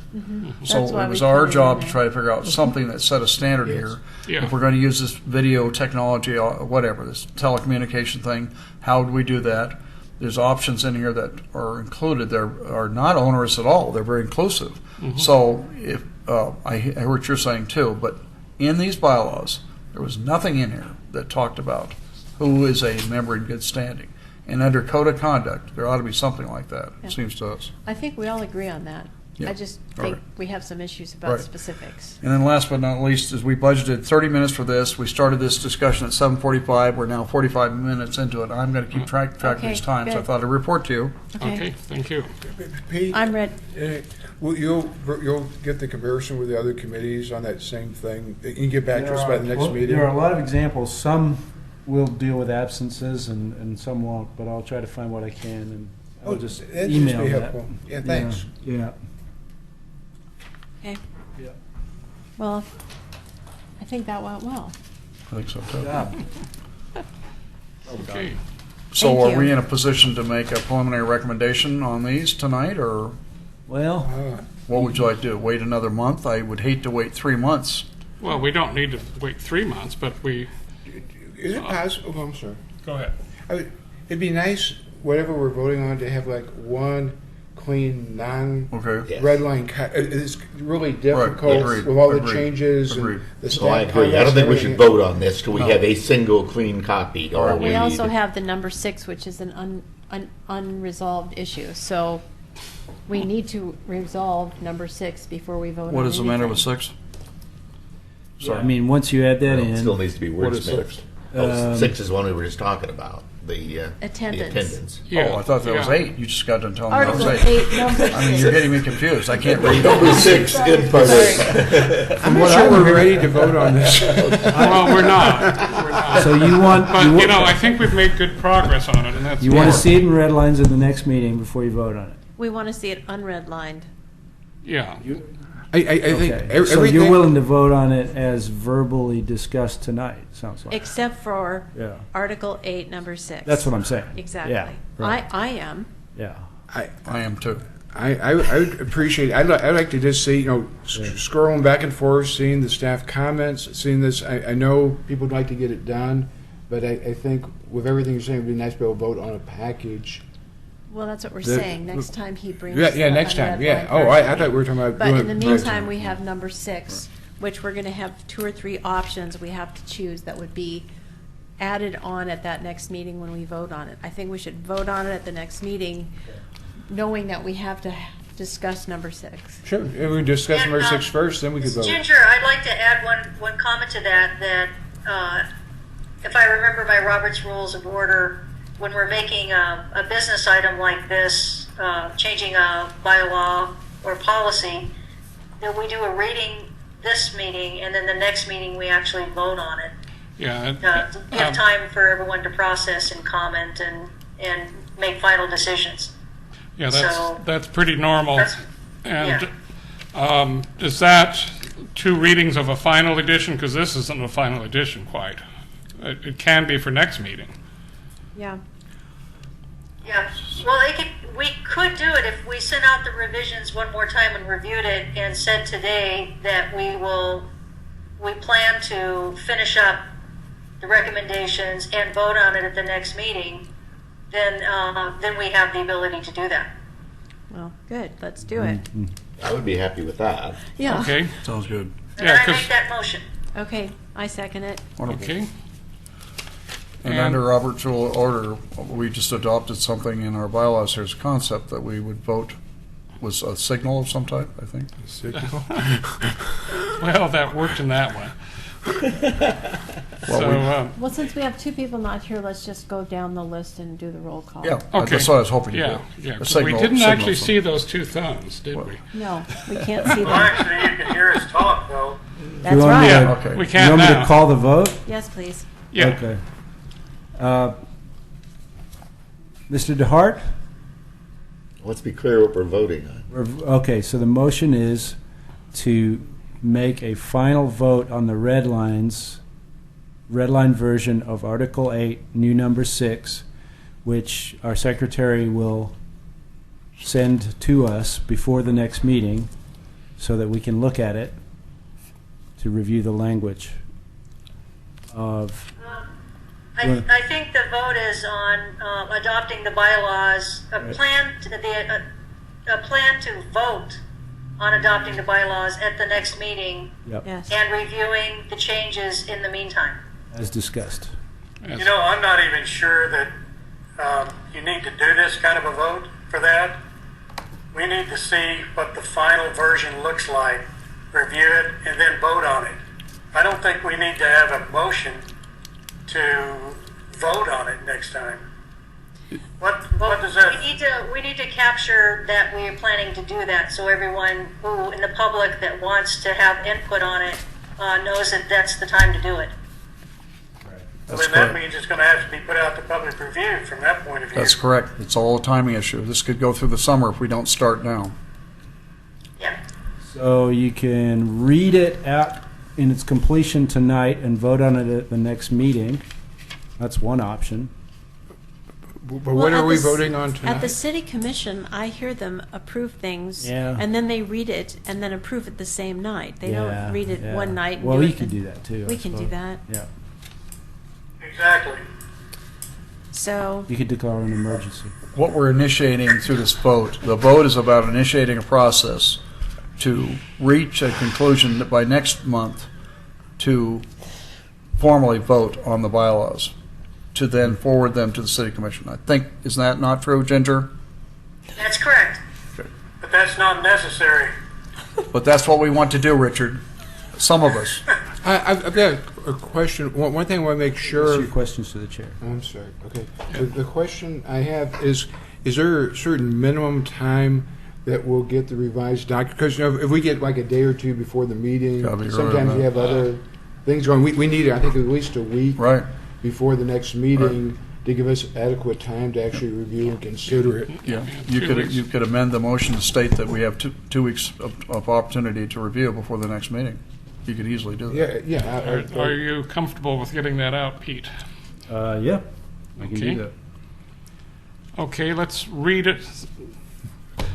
Read an amended motion then, so that we're clear on what we're doing. Thank you. So we basically want to create a final draft. Ginger probably should say this too, since she's making the motion. The motion is to vote, let's see, I want to say this correctly, that we will bring the version of the bylaws that we want to pass to the next meeting and vote on it. Yeah, and that a copy of that get to all members by email Yes, and Within that we 2 will weeks review prior it to in the advance and make recommendations, red line or whatever, to those changes prior to the meeting so we can vote on it. 2 weeks. 2 weeks prior to the meeting. Yeah, 2 weeks prior, yeah. But we, And then the version that we pick for the final after looking at the new language will be the one that we send out in public notice so people can comment on that if they would like to. well, we need number 6. We still haven't agreed on the concept and language of number 6. So this Yeah, so that's what we'll need to do before the next meeting. right. Okay.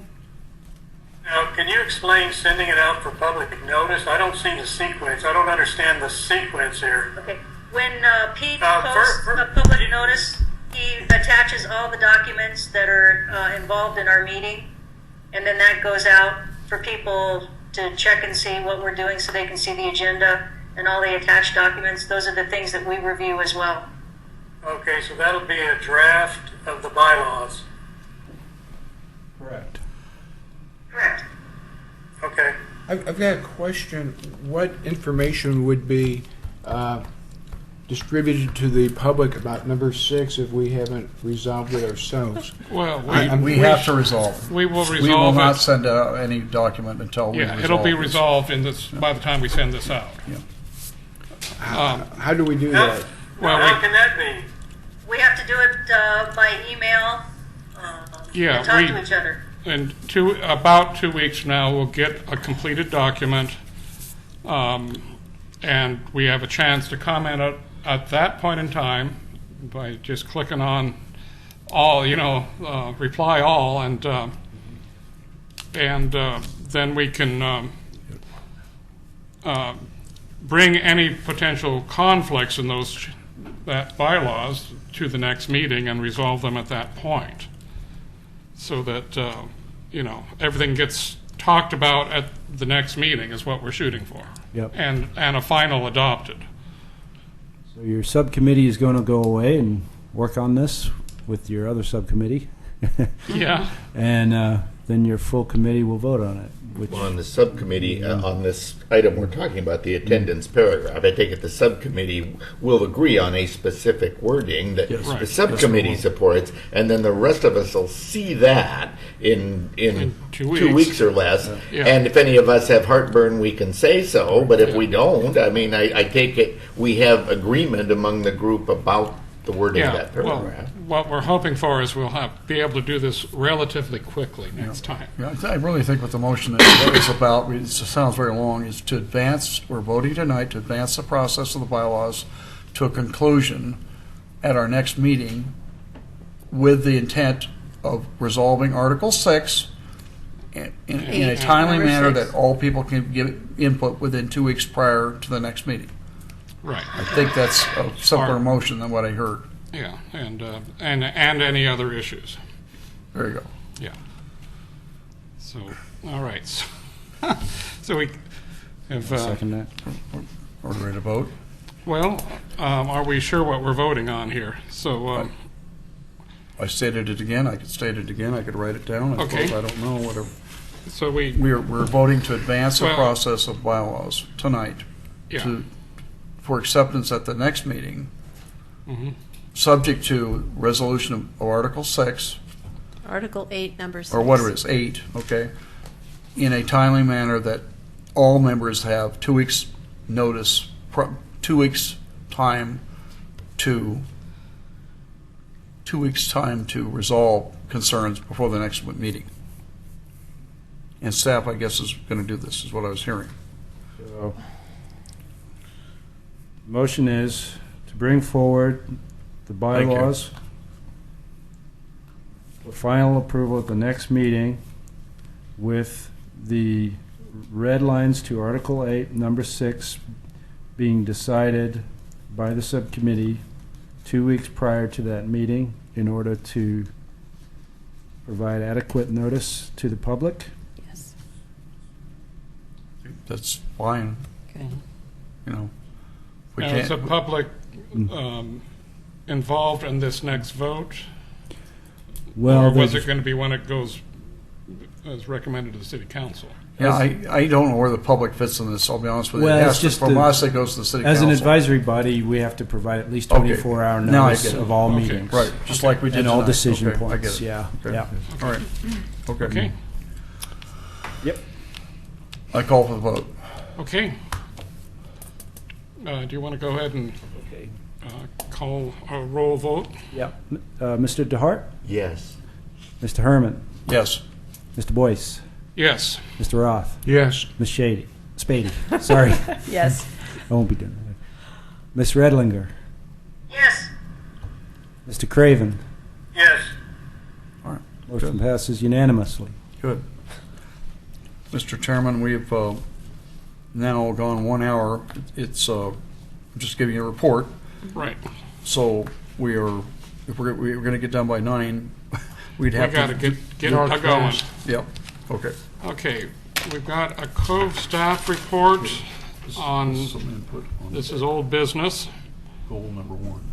and That's my input to your work plan. this report is pretty brief, Pete. Is there Sorry. any more information? Yeah. So at the managers' meeting on Tuesday, the Parks and Recreation manager Denise Kai, Community Services Director Scott Archer, the Urban Renewal and Economic Development Director Eric Underwood, and the City Manager and Tony Conkle all discussed this item. And the issue came up that since the recommendation affects lands that are under the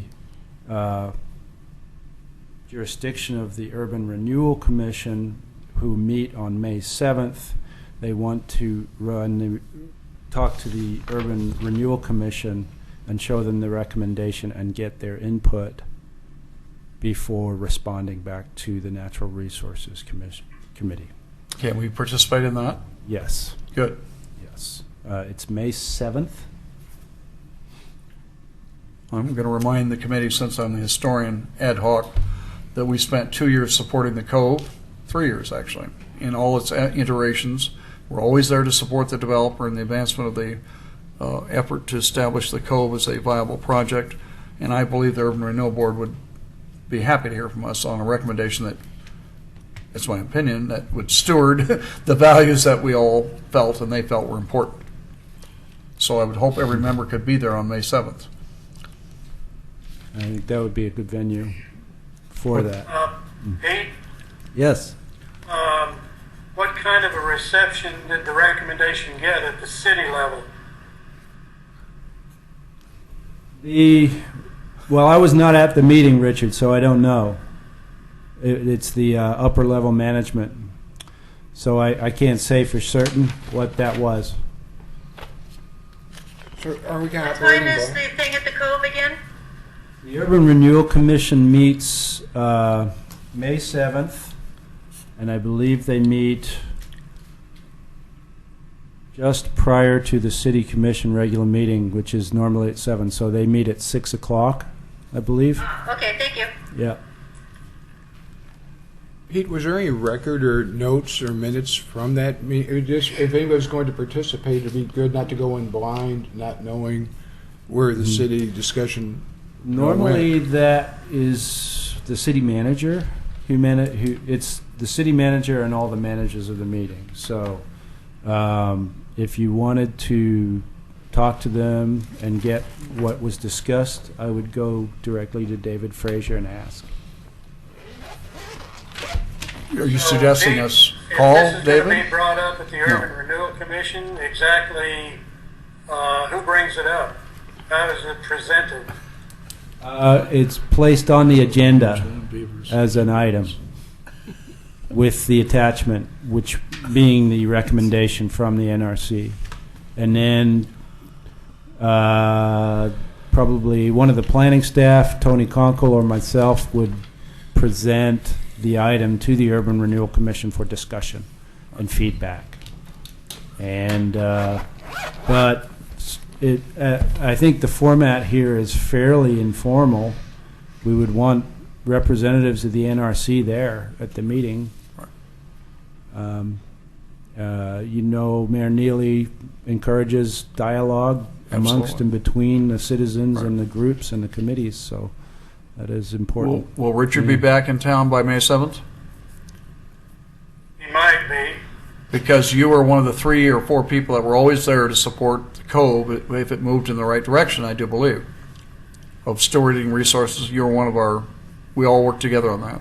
I think if we present a case and we're all there, I think it's important that we show the council, Urban Renewal Board, and the city council that we really are real and we're really concerned. And this high-level decision-making regarding beavers impresses me a lot. But whatever it takes. And we'll report one other thing. You mentioned to me, Pete and I talked, I felt I was willing to organize some efforts to wrap the trees. We all talked about this, Bob. You had a talk. We all discussed it. And I Wrap and expressed protect the that to trees. the Parks Department. And I did talk to Denise. Yeah. I left a message for Yeah. Denise. Yeah. And I know that got conveyed. I've not heard boo from her. But there's an abundance of material, enough material sitting over there at the entrance to Clackamas Cove to wrap every tree in Portland that is not being used. So, that case could probably be made too. And the intention here was let's not have any more loss of trees than needed. And if the beavers need stuff, let's make sure they have some stuff to eat rather than the special stuff we're trying to steward. So, Along those lines, I know you've taken photos, and you may want to put together a brief presentation in that regard. good. Yeah. Pete, just to clarify, so this issue is going in front of the other organization. What happens after that meeting? That I couldn't tell you at this point. They're just like us. They have to make a decision Yeah. or not. Right, but does that? Yeah. I'm just trying to track I what mean, happens there after would that probably decision. be a decision to, support, amend Right. the recommendation, or make any changes or clarifications or questions about it. Staff would be there. You have a Urban Renewal Commission there, and so Scott Archer would be there. All of the managers. And that's usually at 7, isn't it? Well, that's when the city commission starts. Urban renewal is 11 of them. usually right before that. Okay. I may have a conflict. Yeah. Well, just a comment there, because it's something I'd really like to see us do in the future. Any time we know that one of our recommendations is going to be presented or discussed, I think we should go out of our way to be sure at least one person from the committee is there to answer questions. Yes, absolutely. And then this is the first time it's coming up, so I think we want to be sure we don't drop the ball. Right. I think The other thing that would be helpful is to know if the city has any comments on what was presented. So Pete, could you possibly find out if the city staff had any comments, positive, negative, or whatever, that might help us answer any questions, before the meeting, or be prepared for those questions? I am making every effort in that regard. And to the Parks Department, and Scott Archer I've asked Scott to respond on numerous occasions about this, and at this point they really want the feedback from Urban Renewal before he makes a response back to me. That's not very helpful. I know. We're not dumping on you about it, Pete. I understand you. But it is an awkward situation when we could disagree with each other in a public meeting like that unnecessarily, just because there's been no communication. My recommendation, I think, is to get the FaceTime with the City Commission or the Urban Renewal Commission and say, this has been Well, it's raised an education repeatedly at each opportunity. of your meetings. Yeah. It's an opportunity to educate other bodies about Right. natural resource issues. Yeah, And I so- doubt that the Urban Renewal Board has necessarily Yeah. the depth that we do on an issue where animals are attacking their resource area. And what do we do about it? Yeah. Can we work with them? Do we need to exterminate them? What can we do? you know. The committee or the beavers? Yeah. You don't want to bring exterminate the committee up. Let's be diplomats and go outside our normal areas. I think that a few of us showing up and being able to intelligently discuss the proposal and right. so it's not misrepresented or misunderstood. Sure, absolutely. Right. And that's what we want to do. And Very good. I've got a meeting already that 3 to 5, and I don't know if that's going to conflict or if I can make it. So Let me look here. I'm going to check the calendar. You know, they get going about 5:30 or so. If we could ask that it be on the agenda by 6, is that possible? We could make a request so you could be there. And what? Yeah. They don't always get going at 5:30. We've been there at 5:15 or 5:45 too. Yeah.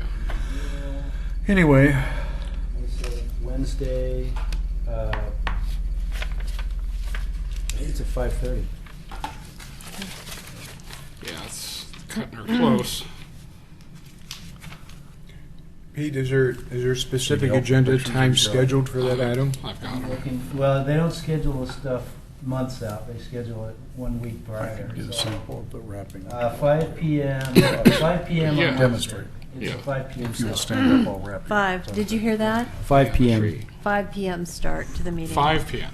A little tighter. Okay, 5. Okay, all right. because I'm chairing that other meeting, so Well, you know how it goes. As long as we have somebody else Right, too that I- commits Yeah, to be well, there, you and know, if you're a few minutes late, well, you know. You two would be real I'm good. committing to be there. Yeah, Yeah, for sure. And Doug and I Doug, would you be would be great. good, and Yep. you know. Anybody else? Okay, But it'd be let's nice to move have a. on. Okay, All right. so we had under new business the letter that we just approved, and I think we should discuss that at least briefly on how we're going to draft that. Well, it seems like either you or I could contact Rita, Chairman. I am in contact with her All already, right, so and find out what needs to be said.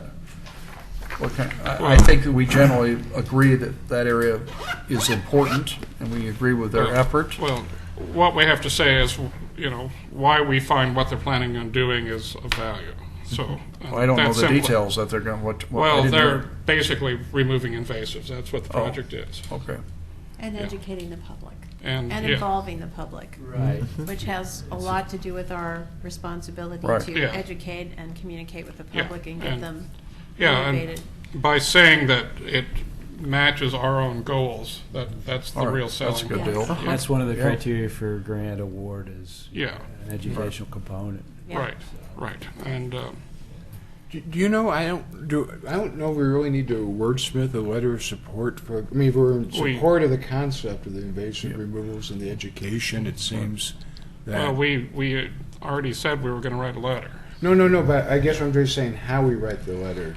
Well, we could start out by on the date of No, April 9th, we no, heard no. a detailed presentation about this. No. That's not what I meant. No, but we I- could.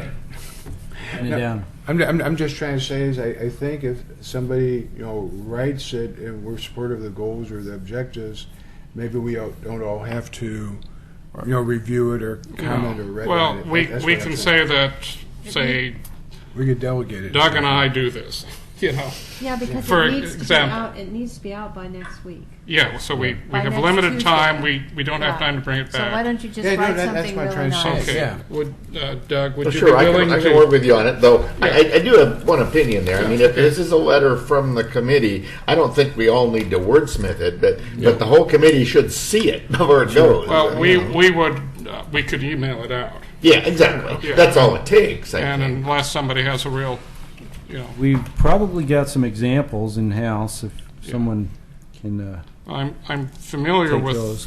what the grantees are looking for, you know, which is a big help, Good. and just getting it in a positive. Yep, you guys would do a great job. Yeah. So Believe that. Right. okay, so Okay. we'll just go ahead with that. I have another item of new business here. Okay. All right, and that is, I've been keeping track of how the timing's been going and all that, and I really wonder why a presentation, we had call to order, roll call, presentation for 15 minutes, and then we had adoption of minutes. Why aren't we taking care of public comments right after formal presentations and then going to adoption of minutes? It just doesn't flow well. do that if you want. It's fine. Yeah. You see, we came back to Paul. Why is Paul back? Because we had public comment period. Yeah. You see what I'm saying? If we followed logical formal presentation first, or public comment first, and then formal presentation. Well, it's the same way that the city council does. If Kind of standardized. yeah, that if the public comment is on a specific subject, it goes with that subject. If it's just a general comment that doesn't apply to other things on the agenda, then it goes under public comment. And you normally don't get public comment. But could during we put presentations. adoption of That's minutes unusual. as item number 4 and move public comment to 3 in sequence? That's all I'm asking. Because it breaks up our meeting in a funny way. I don't have any objection. Me either. Fine. Next. You feel okay with that, everybody? Yeah. Okay. All right. Okay. Good. Thumbs up. Good. Thank you. That's all I have. All right. And, well, it's already 9. If anyone has anything they need to report to us, this is the moment. I really don't have anything pressing myself, so. All right. Actually, I have one tiny little thing I mentioned the rest of the group. It's actually pertinent to our beaver discussion, but I was having a discussion with a person who's involved in habitat restoration over on the coast who was telling me that they've had good success recently with discouraging beaver damage on trees by using latex paint. Yep. They take thick latex paint, mix a coarse grit into it, swab a really thick layer on the trunk of the tree, and they've had some success with read that about too. that. That was interesting, I Yeah, thought. yeah, I read about that somewhere about the time this happened. Right. Burlap wrapped, doesn't have to be wire. Anything that's human made will mostly discourage them because they sense something else occurring. The idea with a grit, I guess, is they actually find it objectionable. Yep. You know, and Well, those that wouldn't get you? it in their teeth or whatever. Wouldn't you? Yeah. Yeah. Okay. Good. All right, let's go on to staff communication then. So I have a document here, I think, my staff report. Okay, gotta refer to that.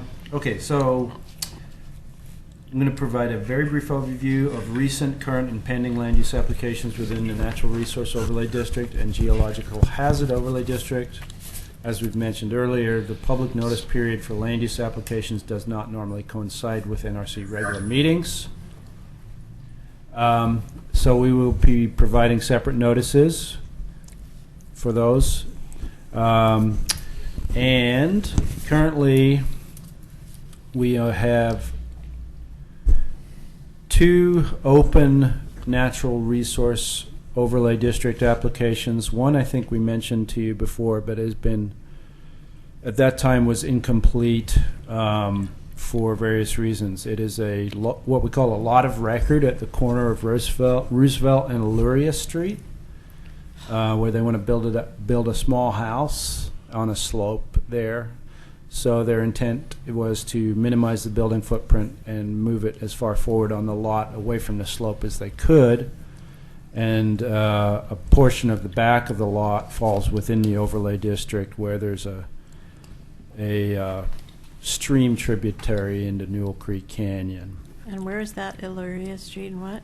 Roosevelt? It's where, you cross Pearl over Malala Avenue, and it turns into, it goes around the curve and becomes Illyria Street. As you look to your right down the hill, as you go around the corner there's a lot, which you wouldn't know it was a lot because it's vacant. But that's where they want to put a house. And there are, you'll look and there are houses already constructed along there because they were built prior to our overlay. Mm-hmm. So there have been some misstatements about how the overlay districts work, such as it prohibits development 200 feet from a stream, blah, blah, blah, blah. The overlays function as review capture areas, and then within those capture areas, standards apply. And so they're very detailed. I'd just like to make a comment about that whole area. Oh, yeah. There are dozens in the middle of the streams, steepest of slopes, landslide areas. Yeah, there are. Lots of record. Mm-hmm. So I think this is a really challenging situation because it sets a standard for how one can approach all of these issues in land that is totally unbuildable. But they have lots of records, so what do you do? Yeah, it's a challenge because, Kenema is a perfect example because it was platted before any of this. Right. And if you say, if the overlay had been there before, there would be no subdivision of the land. And so there is a takings clause in effect that if you drive the value of property to zero through regulation, you must compensate the owner. That's the takings clause in the Constitution, and then that works its way into land use policy in such a way in Oregon City. If you have a lot of record, you have the right to build it, but you must go through a review. You must show both through the engineering studies and the natural resources studies that your impact is mitigated according to very, very explicit standards in the code, and the person that does that application must be qualified, either a geotechnical engineer, a wetland specialist, or both. That's what's in our code. So in our 1306, they applied and they have a geotechnical engineer and a water resource specialist put together 2 separate reports. Both those reports get reviewed by the city's consultant. David Evans and Associates is the water resources consultant on call. And then the geotechnical engineer that peer reviews the geotechnical part of it is selected by the city engineer. So this very same thing happened when Newell Creek Apartments was being proposed. Right. And we did all the same stuff, had the geotechnical reports, did the blah, blah, blah, had the secondary city geotech look at it. They built it, and now you see what's happening. And now there's, whatever happened to the lawsuit where they were suing the city for approving it? I can't comment on that. It's an ongoing issue, and I don't know a lot about it. Well, we have our, this is an interesting subject. We're not going to get to the bottom of it tonight, but it is a complex dynamic here. Yeah, and codes evolve. They evolve in response to the best available information that you have at the time. Right. And, we work very closely with Dogami to make sure that our maps are the best available that we have. So that's good. Can people get insurance on homes built in known landslide areas? Known landslide areas? I don't know. And if Newell Creek Canyon isn't a known landslide area with landslides all over Newell Creek Canyon, I'm not so sure. you're talking about issues that really are outside my area of expertise because I just review based on the land use code. And I was going to just get through these really quickly. Never mind. Okay. If I could just have because I used to live on Locust Street. Sure. Okay. But yeah. This is on. This is the empty lot that's next to the last house, kind of like in the corner there, where you're and Pearl. A lot of the corner house there, the last house on Pearl before it makes the bend, actually had some stability issues and had to get stabilized. And this is like a lot, maybe 50, 70 feet on the same slope. Right down from the house, almost fell into the canyon. Yeah. The conditions of approval, when we write a staff report, it's a conditional approval. It usually is about 20 to 30 conditions attached to it that ensure that the permit part of it, the building permit part of it, complies with the land use code. So in the geologic hazard zone, the requirement is that the geotechnical engineer of record stamp the building permit plans and then certify that what he recommended or she recommended was actually constructed as they recommended following construction prior to occupancy. So there's all these steps that are prescribed in the code, and that came out of the 2008 revisions to the geologic hazard overlay, which came out of recommendations from the Park Place concept plan, which were made. So, they're very detailed.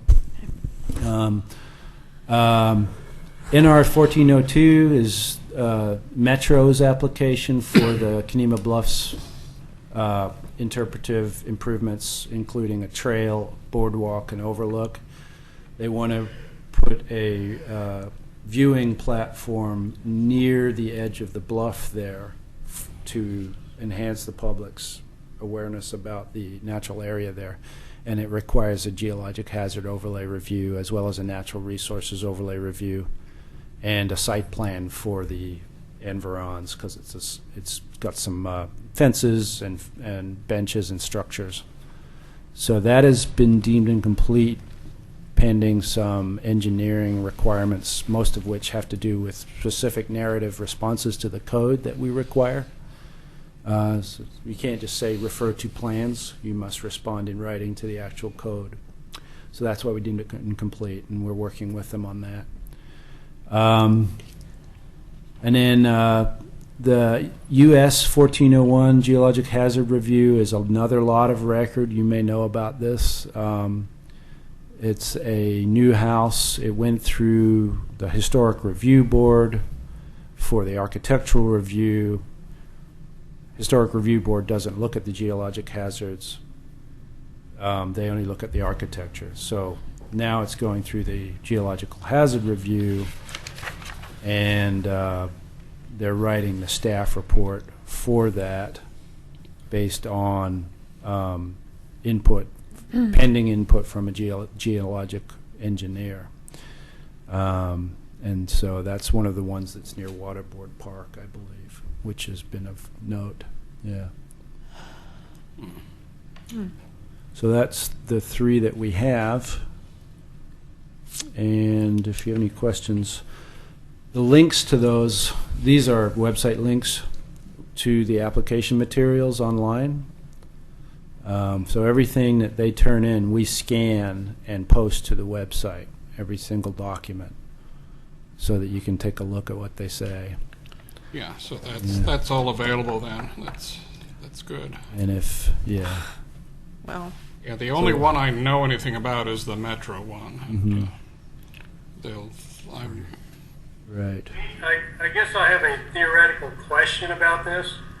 And just, theoretically, what would you expect the Natural Resource Committee to actually do, since there are ordinances and codes and so forth on these overlays, plus you have the consultants taking a look at things and sealing, stamping and so forth. What do you expect the Natural Resource Committee to do?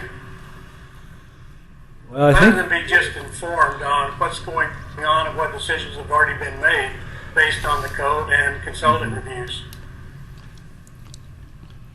I would expect that we can give our opinion, say if it's in a landslide zone, if all those other people are agreeing with us, all we can say is we agree. But if they're saying, well, this isn't that much a danger.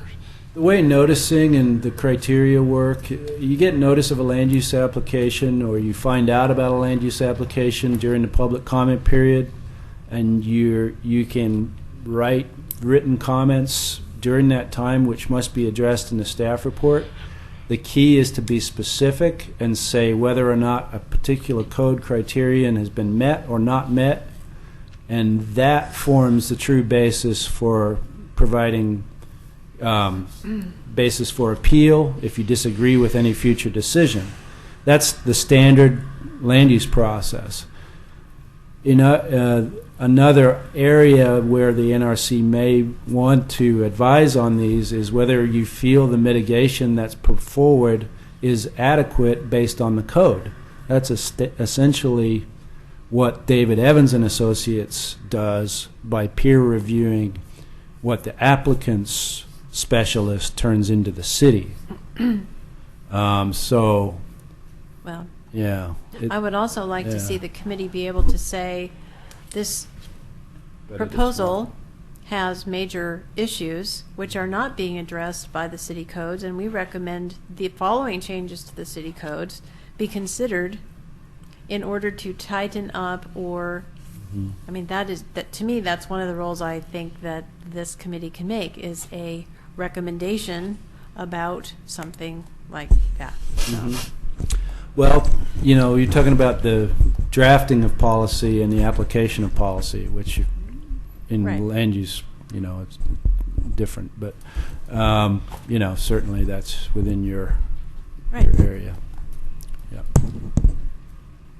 I agree with what Shaw said. Case in point, like the beaver thing. I won't go there on the beaver thing, but I will go. It's unclear to me what trees are to be retained, and I think we've asked this before, in the cove by the final master plan, because it still sounds like it's under a state of interpretation. And we should, and I think what I heard you or someone say, Pete, was that when the actual build documents come in, then that would be the time to comment.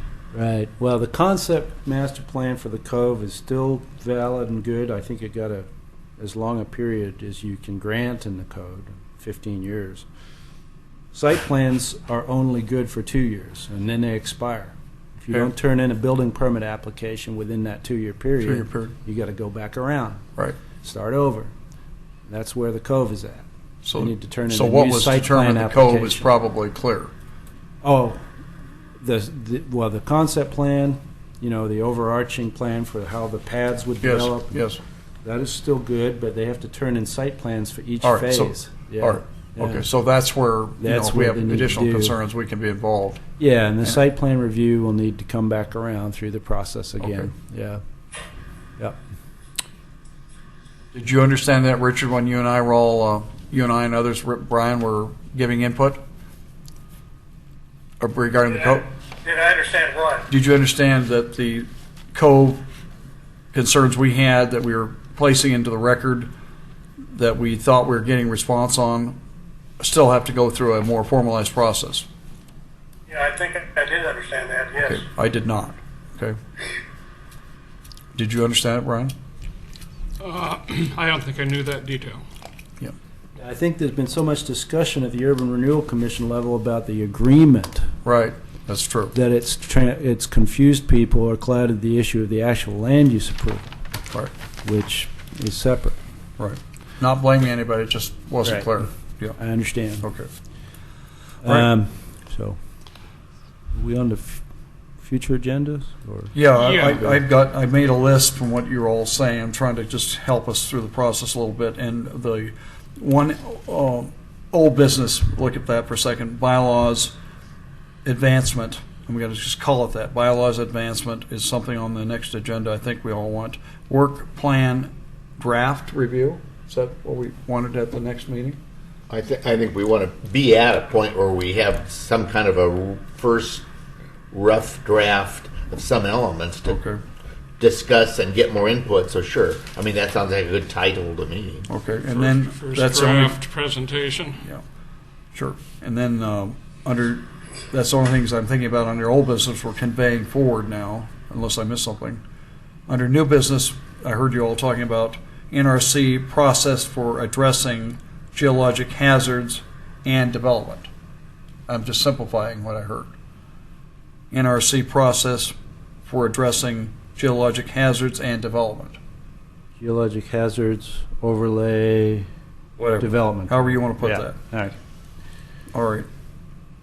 And then a second new business item I'd like to work on, I gave Dr. DeHart something for his work committee to look at, and Brian and Bob. Well, I want to talk specifically, bring you an second idea for a public tour of natural resource areas, natural resource and heritage areas. We did that on October 5th. The city has a citywide festival, I believe, in July, planned for this summer.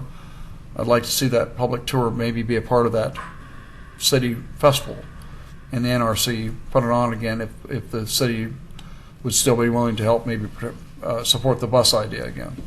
Jerry, could you send us an email just with kind of like... Yes, I will. The detail, Yes. that'd be real helpful because Yes, we're I trying will. to incorporate the work Right. plan. Brian and I put together the actual agenda for that tour, and it went really quite well. But it was done in October. And Bob, this piece that Jerry gave me, I'll turn this into an email to share with the rest of the work group too, so you all have it. Okay. Okay. Thank you. Those are new business items I had, but Regarding the work plan, Bob, Yes. what's your proposal for getting this together? I'm working on that. I think part of the catch with the work plan is the more specifics that we have. And I think looking for that kind of input is really helpful because you can have a broad thing and sense of responsibilities, but then how you operationalize that. What does that look in concrete terms, in terms of timelines, and in terms of like what actions you will take? I think that's the challenge, is figuring out how do you take a kind of a broad, general sense of responsibility. And some of these things, like some of the things we're reviewing, it's difficult because we don't necessarily have timelines. We're in a reactive mode, waiting for somebody to bring something to our attention. So it's real hard to say, this is what we're going to do with this timeline because we can't anticipate very far in advance. Well, that's one of the problems we're trying to solve with this work plan is, having something more concrete to go by. And you've got to... Let me make a suggestion here. Okay. I think maybe Bob, Doug, and I can get on the phone or Skype or whatever for a couple of hours and maybe come up with some draft goals, timelines, actions, etc. Just something so we can all look at it and say, oh, this is what we're talking about. There you go. And then other folks on the committee are going to have more things to put in there. all right. And eventually we're going to have a whole list of ideas to discuss to determine whether or not we want to pursue all of them or part of them or whatever. But somehow, rather than talking the abstract that I think we're doing now, we need to get down to specifics. Right. And the only way I know to do that is for the three of us to get together and come up with some specifics. I couldn't agree more. Right. One thing that just popped in my mind is we really need a column on priority. Because you can think of all sorts of ideas. Some are going to be a lot more important than others. And how we prioritize which ones we're going to do first is going to determine our timeline to a great degree. Yes. And this is something we do in the Clackamas River Basin Council, is everything's numbered by priority. And, we've gotten the first layers where possible taken out. One thing that's been really helpful is if we know there's going to be like assignments like code revision reviews, if we get stuff from the city knowing that when things are coming down the pipeline, we can kind of block out work plan time or calendars, but we need to know as much as we can, exactly, as far in advance, Pete, just we know kind of like what we have to do, what's going to take up so much time and so much energy, but if we don't know when that's taking place, we can't really fit it into the work plan. Well, right. Yeah. We can only do what's possible. Or what we're aware of. Right. What's possible and what we're aware of. And, no matter how much planning you do, there's going to be stuff that pops up out of who knows where, and so we got to, you got to accept that fact of life, But we can do the best we can do, so. Chair Boyce, I neglected to mention a couple of items. Okay, let's go ahead. Mind? Okay, so I assume Bob's going to pick a time where we can get together. Is that well? What would be really helpful, I think, is if everybody who's part of this committee, if they could forward to me because everybody has different schedules, different responsibilities. I think maybe we probably want to do this at least 2 weeks out before the next meeting, but daytimes, evenings. I just don't have a sense of everybody else's schedule and availability. But if you could go ahead and say, email me on when you're available, when you're definitely not available, because we got to take account time zones and everything else now too. Well, there's only 3 of us on the committee, I believe. I think there's 4. Subcommittee. Yep. There's 4. Brian. Okay. Me. So let's just pick a time, You guys come up with a time. Yeah, you don't need to discuss this now. No, we can work together on this Sure. and get ideas and time slots to Bob. Okay. Okay. The two items I wanted to talk about, briefly. The Arbor Day at McLaughlin Elementary will be celebrated with the Rotary Club on April 26th, which is a Saturday. And there will be city officials there. We don't know who yet. I won't be there because I have my vacation planned already, I'm afraid. But we are working with the school on the organization, and the Parks Department is helping with the tree plantings over there. So that's on April 26th, and do stop by if you have the time. One of the commissioners will be making a proclamation on Wednesday, and then the actual celebration is on the 26th. And we were awarded a growth award from the Arbor Day Foundation for the second year as a Tree City USA.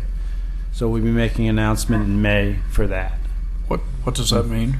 It means that you've made substantial changes or improvements to your program for Tree City, which includes exceeding your per capita expenditures on trees, which is more than double than you did the previous year, and making a policy change. And this year what we did was we adopted new street standards with our transportation system plan for a wider planter strip. We also adopted a new street tree list based on your recommendation. So in the City Commission, and those were three factors that helped us get the growth award. All right. And does the award have money attached? Well, you get technical assistance and recognition. Good. Most importantly, Okay. they do give you some signs and things. And Signs? Yeah. We only give you 2 signs, and then you have to purchase some more for your gateways Put to on the your city. approaches to your city. Pardon? To put as you approach the Yeah, city. we have one sign currently going That's up Singer Hill, and the other one is where you come in onto Malala from 213, where OC Point Shopping Center is. But we could stand to put some more up. Right.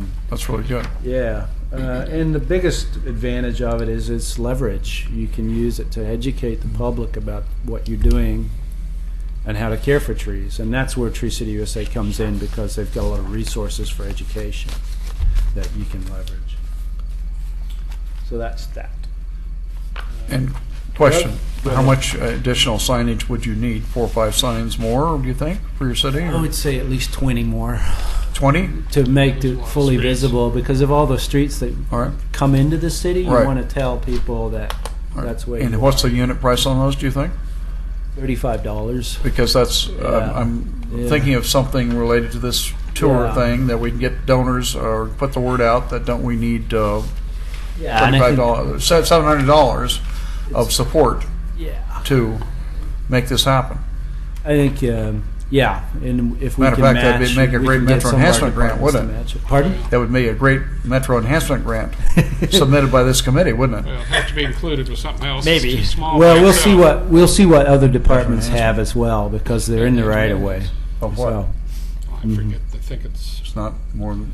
and then I did 100,000. include a Yes. brochure from Lake Oswego, and as an example of what they do on a yearly basis for urban and I'd community have to forestry. check to get the exact- I think they have at least a couple of staff that support this. Yeah, and you notice they have a heritage tree, Yep. bicycle ride, Tree City USA, publicity, pruning workshops, ivy pulls, That's a good idea. a lot of events throughout the year. Right.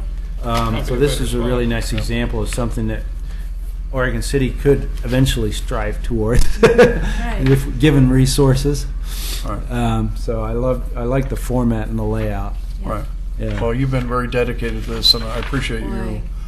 continuing this. I remember back Yeah, in the thanks. days of Bob Nelson working his tail off to bring the concept Yeah, I forward, remember and working with if Bob. it could have died after that, but you've kept it alive. Well, we all did, and Right. you guys reformed, and I think that's the Yeah. important part. So, yeah, Okay, cool. Thank you. okay. So I think that does it. Mr. Chairman, you're about to use the gavel. Did you ever look at what the gavel says on it? I haven't. You want me to tell you about the gavel? since I'm the Oh, historian. it's from that elm that. The they elm took tree down. that was felled. Jim Hall built this and gave it to your city, and he made many other things too out of it. So. It's a, All right. Sad.